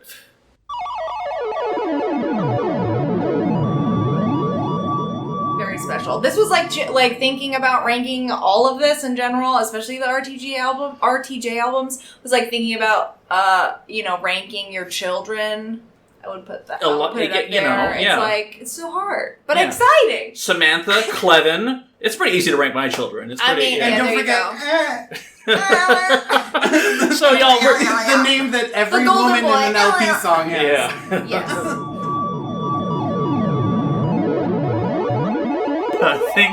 I think the part that everyone misses in that because it's so buried in crosstalk is Sam saying, and the Golden Boy, which is just incredible. I mean, listen, you make a lot of wonderful noises. Sam Thomas might have you beat in terms of just the making noises that are funny department. She absolutely has me beat. Yeah. Sam Thomas is much funnier than I was saying that about Teske. Yeah. Yeah. It's cute that you thought you were in this conversation. Listen, everything that comes out of your mouth is a fully developed word with a good idea behind it. Yeah. And not some guttural weird noise. From your primordial lizard brain. Emerging, creating, dancing, painting with the colors of the wind, as it were. Which I do frequently. Sometimes for money. Friday nights, Hamburger Mary's, Chicago. Anyways. Don't say that. People are going to go looking for you. Looking for the farting person. Right. By the way, one of our sponsors, Flowers in the Attic, the book, now available. I want to point that out. It's from a joke earlier. Maybe. May have happened off mic, but it was pretty good. Anyway, from a joke that may have happened off mic.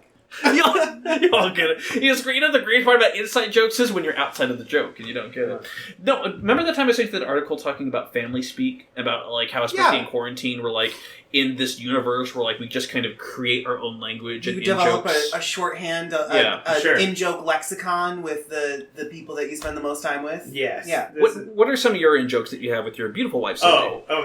The most prolific one is when anything remotely exciting happens or unexpected happens or pleasantly surprising, even in the least bit of like, there are actually 3 cookies instead of 2. You know, like that's the level.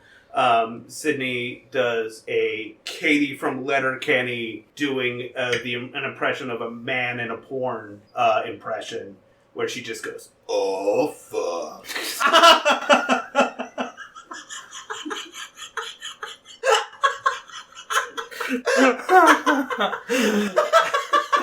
That's really... If you need to know a little bit about me and listen to our new podcast on the Chartographers Podcast Network, Jiggit and Sidnit. I wasn't ready for that. It was really, again, the best part of it, as always, is Jiggit's commitment to the joke. Incredible work. I appreciate it as an actor, as an appreciator, and also now as an award-winning podcaster. I want to say 2 awards tonight. You're beautiful and incredible, and we want to celebrate that. We want to celebrate you. I want you to know that. Thank you. But you get no more because now we're on to number 3. I get one. I'm so. I want to celebrate you. Ooh, wow. I didn't realize. I had forgotten. I couldn't remember the order of these things. This is me from Childish Gambino, Part 1. The only context you need to know is that the name of the album, as it's listed, is Stone Mountain, stylized STMTN, and I want to explain that. I want to justify STNMTN. STNMTN. It's Stone Mountain. Okay, that's all. That's what I was trying to read off. That's what I was trying to read off. I was trying to read it off. Here. Taran, I want to toss something to you. We've been talking about a couple things. Just out of curiosity, since we have Stunt Mode at number 8, what would you personally throw at number 7? Did you just call it Stunt Mode? No, I said Stunt Mode! Stunt Mode. I'm going to have different names for this every time we mention it. Hold on. Stan, Michigan. Stunt Mode, right? Yeah. Stan, Michigan. Stunt Mode. Right. What would you throw at number 7? Just out of curiosity. Classic Childish Gambino mixtape Stunt Mode. That sounds like a great mixtape name, also, for the record.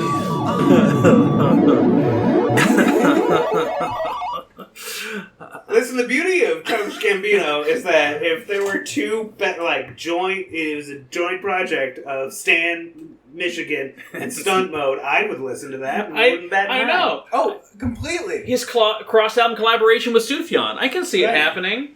Oh, man.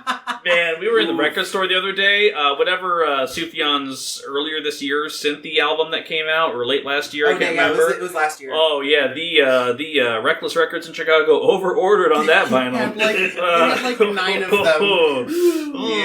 And it's like we have single vinyls for like every other artist. I'm like, oh, there's 7. Didn't sell. Sorry, Sufjan. We love you. Let's also, for the record, listen to the Sufjan episode, season 2. It's great. It's great fun. Good episode. Great episode. One of my favorite episodes. I enjoyed. I know.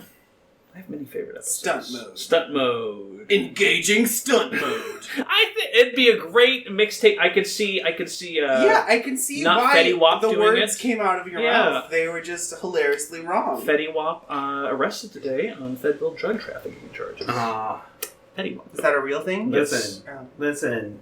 We should legalize it. I'm taking a stand. Legalize Fetty Wap? Soy bomb. Oh, okay. Do you know Soy Bomb? Soy Bomb? Yeah. No. So, during the Grammys, 92 was it? Do we need to? 92, 93? Listen, Evan, I'm going to let you finish. Do I need to know about Soy Bomb? Very famously, 92, 93, I think it was the Grammy Awards, Bob Dylan was performing and being Bob Dylan. I think it was actually 97, my apologies. But apparently, during his performance... How fucking dare you. Yeah.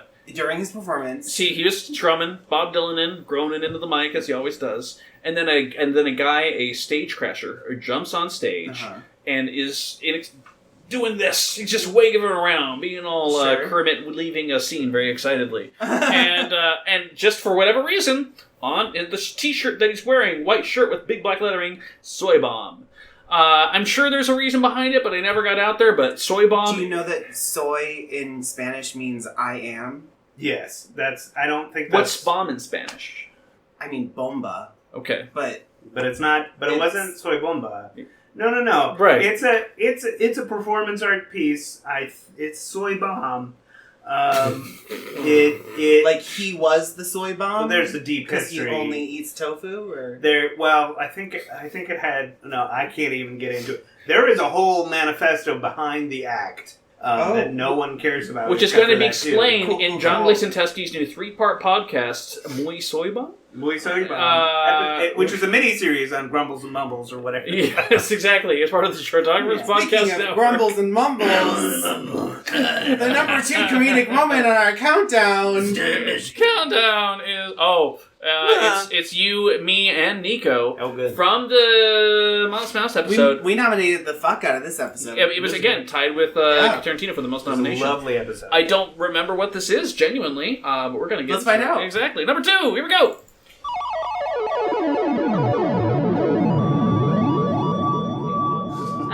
We got free tickets to see Fish, and the sets were just so long, and everyone was way more stoned than I was, and that was the end of my Fish days.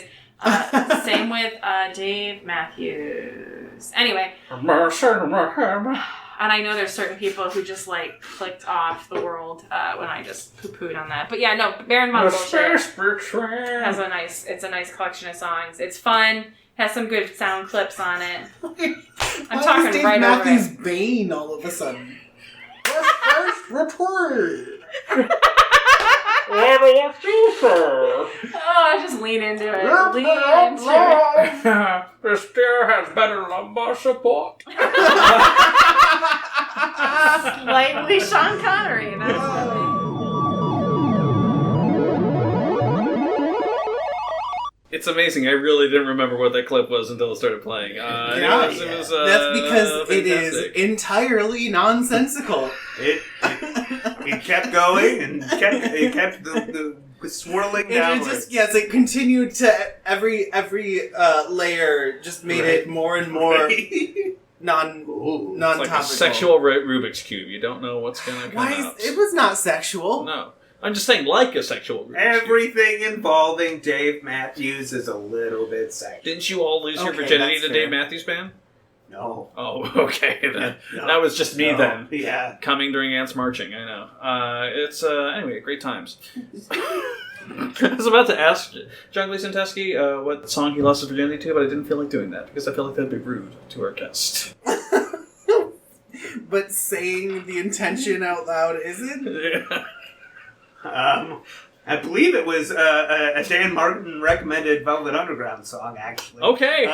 Bringing it back. Shout out Dan Martin. Dan Martin, bringing it there. Shiny leather.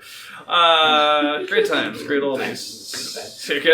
Venus and Furs, classic. Speaking of good times. No, I'm just kidding. Wow! That was shady. Speaking of good times, just kidding. Did you know on the 10-year anniversary of the most infamous Dave Matthews Band Chicago incident? Oh, yes. Well, he was eating just down the river. Yeah.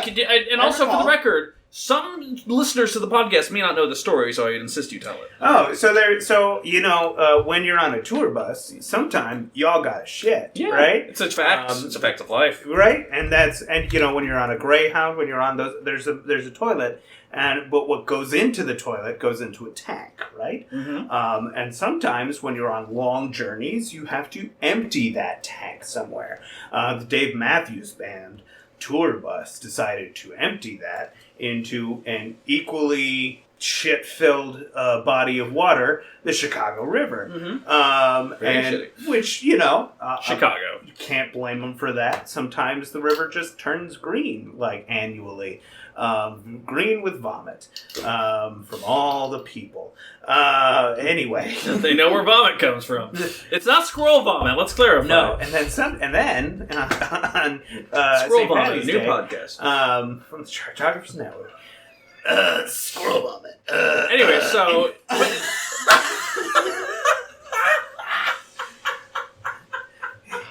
my Tom Waits impression side project. Squirrel vomit. Squirrel vomit. Not sure. Squirrel vomit. Anyway. So they're at the. So the thing is, they're at the river. I feel like there's like proper. I feel like there's proper dumping sites for this. They're not near one of them. They're on the bridge. They're on a bridge downtown. Over the Chicago River, right. Over the Chicago River. And just as they decide to relieve themselves, drop the kids off at the pool, as they say, there's a tour bus of one of those big tour boats. Yeah. Going right underneath.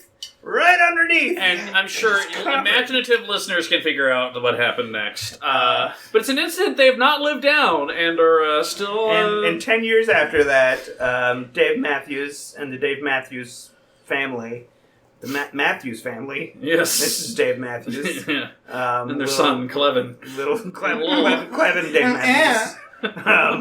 And Golden Boy. Yeah. Shirley, Dave Matthews, all the kids. Yeah. They were having toast dinner. Yeah. Just down the street, just down the river.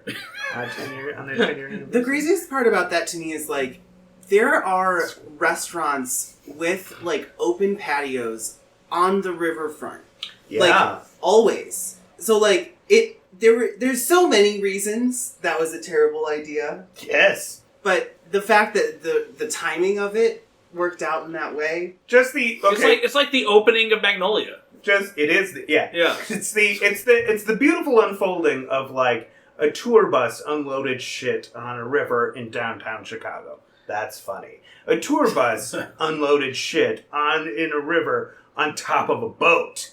In motion in downtown Chicago. And that's awful. An open deck boat covered in people. Covered in people. And then covered in feces. And the fact that it was Dave Matthews Band, like that's just like a shit cherry on just drooling all over that shit. But to be fair, it was Dave Matthews shit, so you know. I'm sure it was a lot of shit. Yeah, celebrity shit. Speaking of a new podcast, of shit and drooling, our number one top comedic moment. You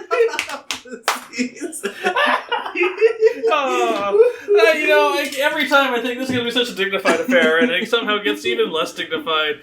As proceeds, number one moment goes only to one person, Cody Gordon, in a bit that was captured technically while we were recording, while an intro song was playing. I don't know if he thought that this was going to make it I don't into think the he episode. did. But Cody, you're the winner, baby. Childish Gambino, part 2. Here it is. Number one moment of the season.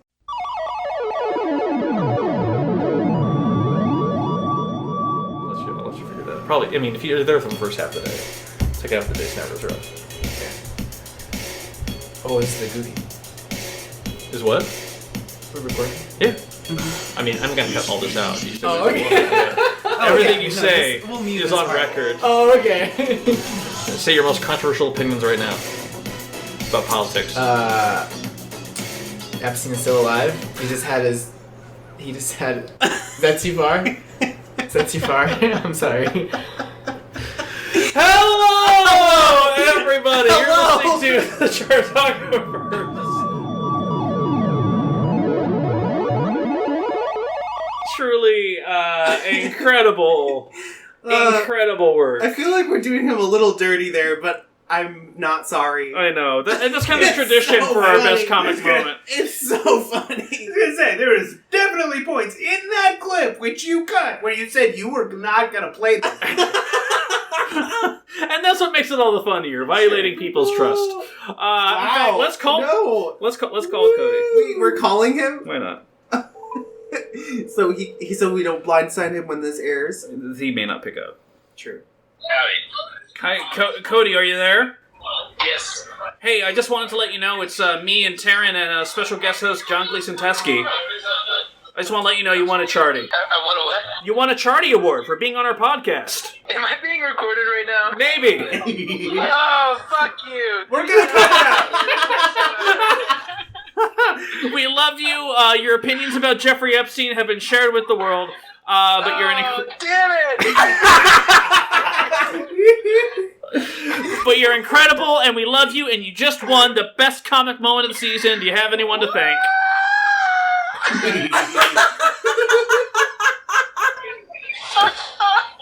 I'm gonna send you guys a picture here. Okay? I love both of you. I actually made it to a Halloween party. It's kind of crazy. What are you dressed as? Miles Morales. Nice! Yeah, I need to see that photo immediately. I bet you look hot as hell. I'm definitely capping. I definitely came with Toby from like 2006. Hey, it still works, damn it. Okay, I'll send you both a picture. All right, thank you so much, Cody. We love you a whole lot. Congratulations. Thank you. All right, bye-bye. Good night. That was fantastic.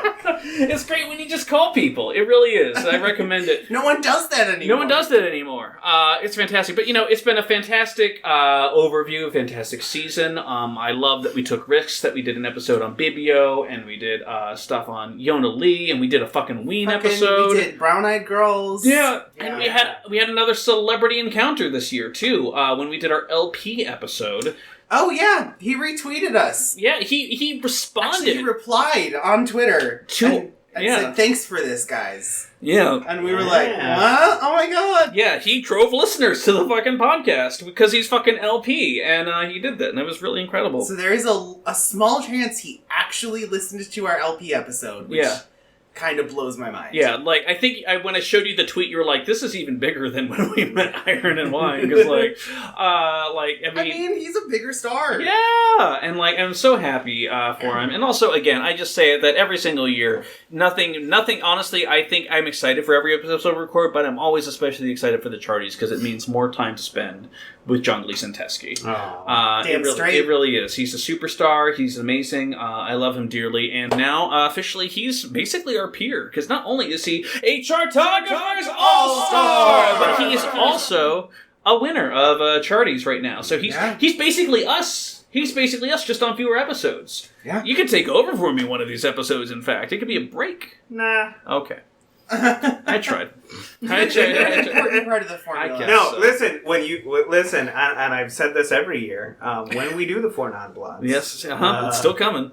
Next season, I promise. Taran, you can show up if you want. We can invite a guest. It could just be me talking about the album, the one and kind of 2 albums. There's 2 albums. I guess there's technically 2 albums. Here's what I'm thinking, because I'm gonna, as part of being the co-CEO and co-president of the Chartographers Podcast Network, I think that because of the success of your current podcast, Squirrel Vomit, because of that, we are going to have you do an episode about Four Non-Blondes' album, but every episode is going to be about one song. I can absolutely 100% do that. I know, exactly. Whoever the guests are that you need, we'll edit, we'll help out with the, producing. I'll give a quick call to Linda Perry, get a theme song going. It'll be a thing. I don't think you can afford her. No, but listen, we're not making any money off this podcast. All we're doing is asking for permission for use. True. That's the deal that we had with everyone that has done our episodes, and we appreciate all of the artists who have allowed us to use our music, their music, and this season, big shout out to our dude Sam Sparrow, and also our other dude, Brother Tiger, for letting us use their music for the main cast and minisodes, respectively. To this day, I still don't know how it happens. We are data analysts looking at the metrics, and for some reason, and majority of the time, not every time, but majority of the time, the minisodes always do better than the main cast. It blows my mind a little bit, kind of, sort of.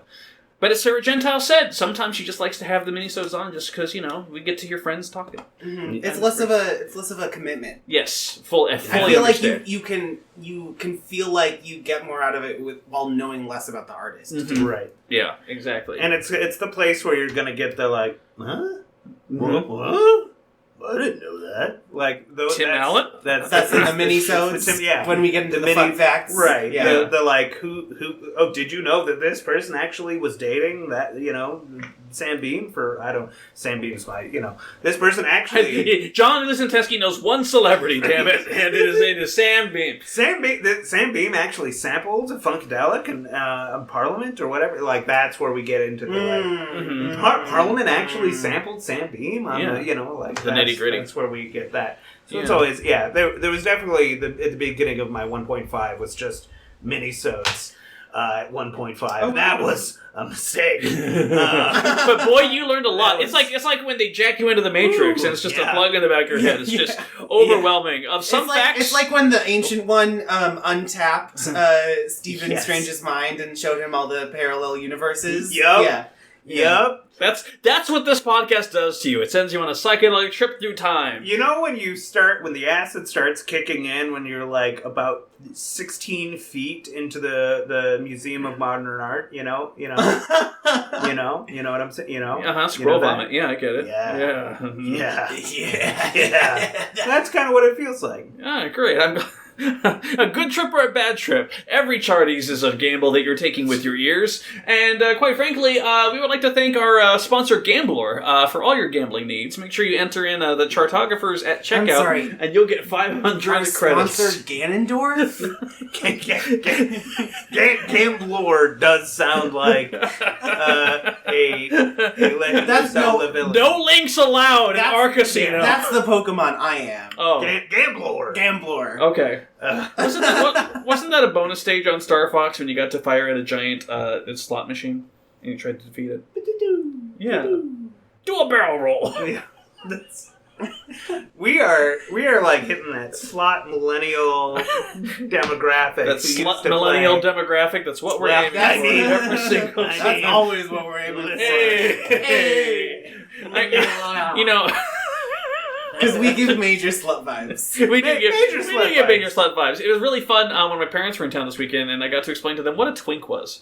That was exciting. You have to do that sometimes. What's been the hardest thing you've had to explain to your parents about the modern era and/or terminology? My mom definitely just asked me, "Hey, what are DMs?"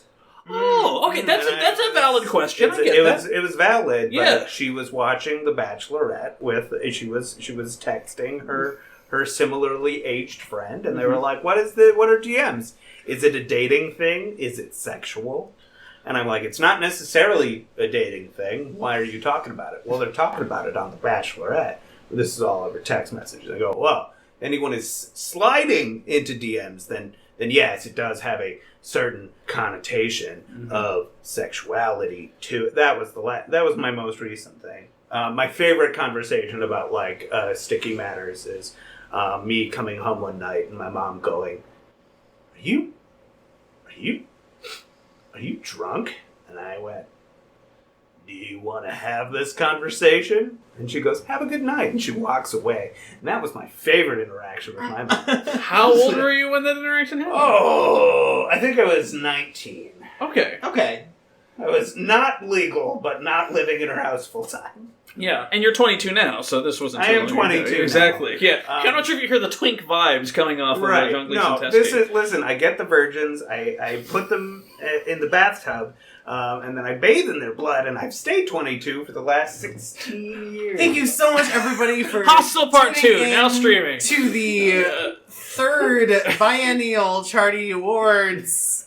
But it has been certainly a thing that we did. But seriously, I do, as I always want to end this, I do want to say that this is one of my favorite podcasts. I do listen to it rather religiously. There are always things that I learn from this. There are always things that I think I know that I get in more detail. There are always opinions that I find out are correct or very wrong about various different artists. Like, listen, Metallica's got a lot of feelings.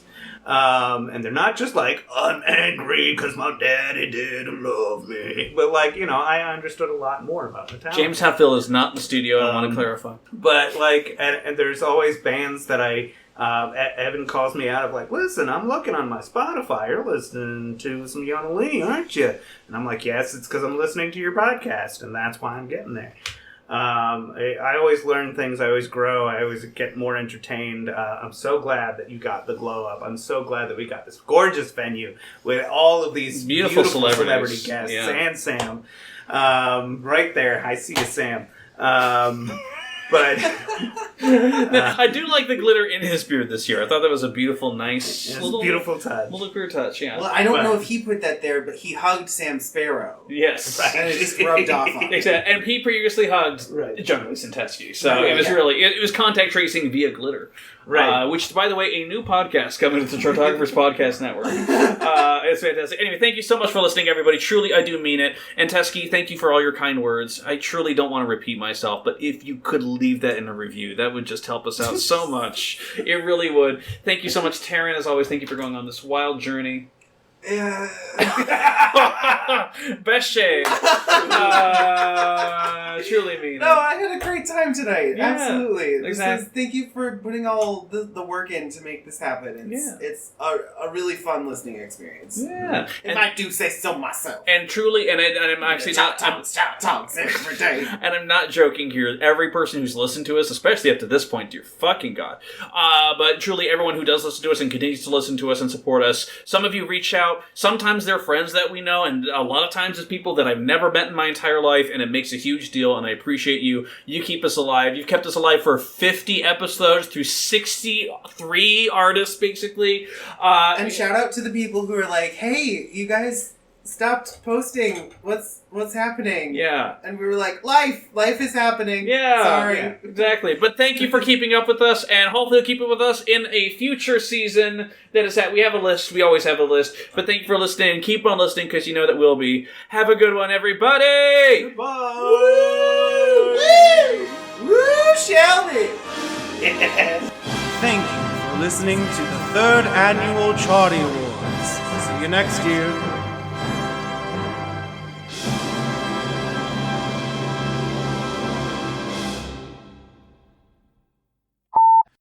Audio check. A check. A check. A chickadee check. A Chinese chicken. Oh no. A Chinese check-in. Don't check. Yes. What? We have to do you check remember? in with China. We were trying to figure out what the name of that fast singing song was by Savage Garden. Do you remember that? The Chicken Cherry Cola. Yeah. Yeah. It's just called "I Want You." That's so boring. Right. I want you. Yeah. John Teske lurches through the hits. I can do it. That can be covered. All right. Cool.